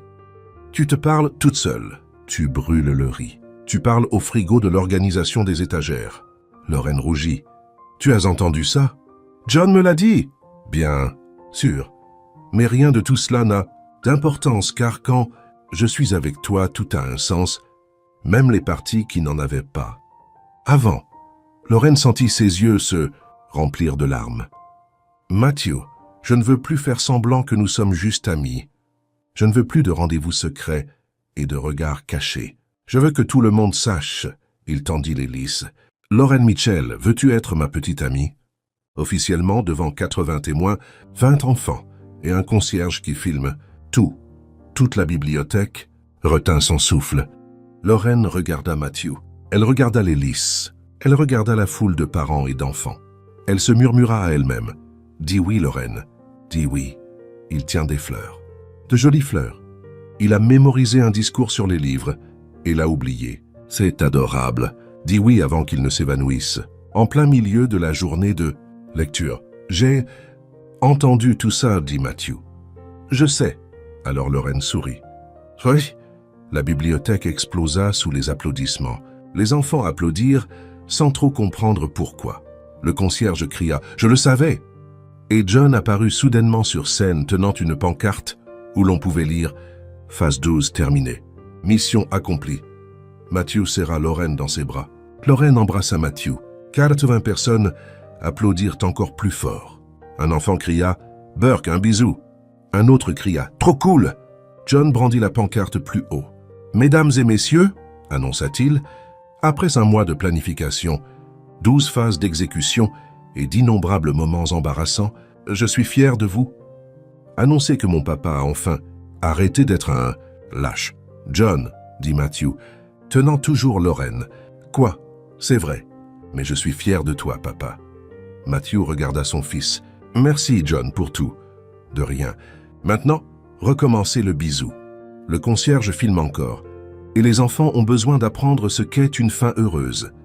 Lorraine rit. Matthew l'embrassa de nouveau. Les applaudissements continuèrent. 6 mois plus tard, Lorraine se réveilla avec une odeur de pancakes brûlés. Jamais un bon signe. Elle descendit les escaliers de la maison de Matthew, désormais sa maison aussi, et trouva le père et le fils dans la cuisine couverts de farine, debout devant une poêle fumante, avec l'air vaincu. « Bonjour, dit-elle. Qu'est-ce qui se passe ici? Petit déjeuner surprise, expliqua John. Mais la surprise, c'est transformé en désastre. Vois ça. Matthew essuya de la farine sur son visage. On voulait faire quelque chose de spécial. Pourquoi? John et Matthew échangèrent des regards. John, montre-lui, dit Matthew. John ouvrit un tiroir et en sortit une petite boîte en velours. Lorraine s'arrêta de respirer. Matthew, je sais que cela peut sembler tôt, dit-il. Je sais que nous sortons ensemble depuis 6 mois. Je sais que tu pourrais penser que c'est fou, Matthew. Mais je sais aussi que je ne veux pas passer un jour de plus sans toi. Pas un seul. Et je sais que John est d'accord car il m'a aidé à choisir la bague. C'est vrai, confirma John. On a fait 7 bijouteries. Papa a pleuré dans 3. Je n'ai pas pleuré. Si, j'ai des photos. Lorraine rit, d'un rire larmoyant et émotionnel. Matthew s'agenouilla sur le sol de la cuisine, entre la farine renversée et les pancakes brûlés. Lorraine Mitchell, veux-tu m'épouser? John brandit une autre pancarte. Celle-ci disait « Face bonus ». Dis oui. Lorraine regarda les deux. L'homme qu'elle aimait. Le garçon qui avait tout planifié. La cuisine dévastée. La bague brillant dans la boîte. Elle se murmura à elle-même. Dis oui, Lorraine. Tu l'aimes. Tu aimes John. Tu aimes même cette cuisine en désordre. Dis oui. Dis-le avant de commencer à pleurer pour de bon. J'ai entendu ça, dit Matthew. Je sais. Elle essuya ses yeux. Oui, 1000 fois, oui. Matthew glissa la bague à son doigt. John serra le poing. Phase bonus terminée. Nous sommes officiellement une famille maintenant. Matthew serra Lorraine dans ses bras. Lorraine serra John. John se laissa faire pendant exactement 5 secondes avant de se plaindre. D'accord, assez d'émotion. Les pancakes sont froids et j'ai faim. Matthew rit. Commandons le petit déjeuner. Bonne idée, dit Lorraine. Vous deux êtes interdits de cuisine sans supervision. C'est juste. Acquiesça John. Ils s'assirent à la table, de la cuisine entourée de farine et de chaos, riant de tout et de rien. Et là, en ce samedi matin agité, 3 personnes qui s'étaient trouvées par hasard apprirent que la famille n'est pas une question de perfection. C'est une question de choix, de se réveiller chaque jour et de décider de rester. De riz qui brûle, de discours oubliés et d'amour. Quoi qu'il en soit, Matthew regarda Lorraine. Lorraine regarda John. John les regarda tous les deux et sourit. Vous savez, je vais raconter toute cette histoire au mariage, n'est-ce pas? Avec les diapositives, les graphiques et la vidéo du concierge. Est-ce qu'on pourrait en attendre moins? Demanda Matthew. Non, dit Lorraine, définitivement pas. Et ainsi, entre rires et pancakes froids, l'heure pour toujours commença. Pas à l'hôtel, pas avec une robe blanche et une musique d'orchestre, mais là, dans cette cuisine, ce matin-là, avec de la farine dans les cheveux et de l'amour dans le cœur, parce que certaines histoires n'ont pas besoin de fin parfaite. Elles ont juste besoin de gens imparfaits qui choisissent de rester chaque jour, pour toujours. Qu'avez-vous pensé de l'histoire de ce milliardaire qui s'est figé à la porte et des phases de John? Laissez vos impressions en commentaire. Sur une échelle de 0 à 10, quelle note donneriez-vous à cette histoire? N'oubliez pas de vous abonner à la chaîne et d'activer la cloche pour recevoir plus d'histoires touchantes comme celle-ci. À la prochaine! And that was not nothing. I was just about to go do something, and then I, went to an elevator, and that was enough to make me completely forget what I was about to do. Oh. That's me all the time. Old age, you know? Old age. I do. I know a lot more than you. Whoa, he just said he knows a lot more than me. That's crazy. Just like about being old, but okay, got it. You might know a lot more facts than me too, though. Comes with age. Yeah. Except I've forgotten them all because of the age. That's So, true. like, God dang. More facts that pass through your head, though. Yes. Yeah, that's very true. Only to be forgotten. And yet I still remember all those REO Speedwagon lyrics. So what a day. All right, I'm going to see. What are we up to? Ooh. Okay. We got 66 giga OP, and the storage is at 0.0%. That's pretty giga overpowered, if you ask me. Very nice.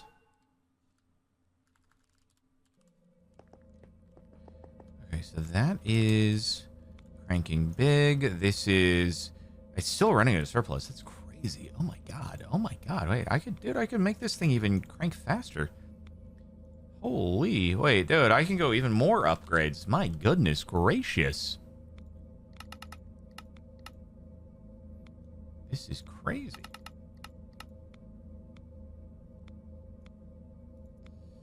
You'll never fill that power storage. That's a very rude thing to say. How could you assume that I would never fill that power storage?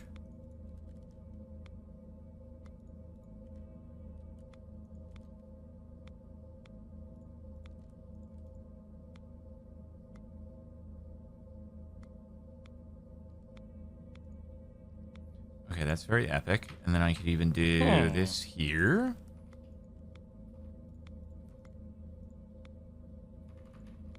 Have you start cranking as well?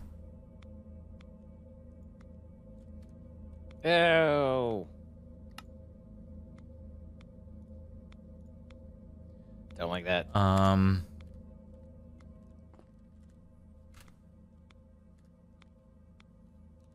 Okay, 105 and 268. Holy, okay, this is good. We might actually be getting close to the amount that's needed to make the SPS. I think it was like 65.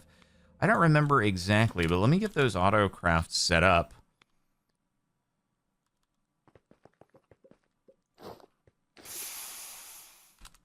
Alrighty, SPS casing. There we go. And then we just need the supercharge it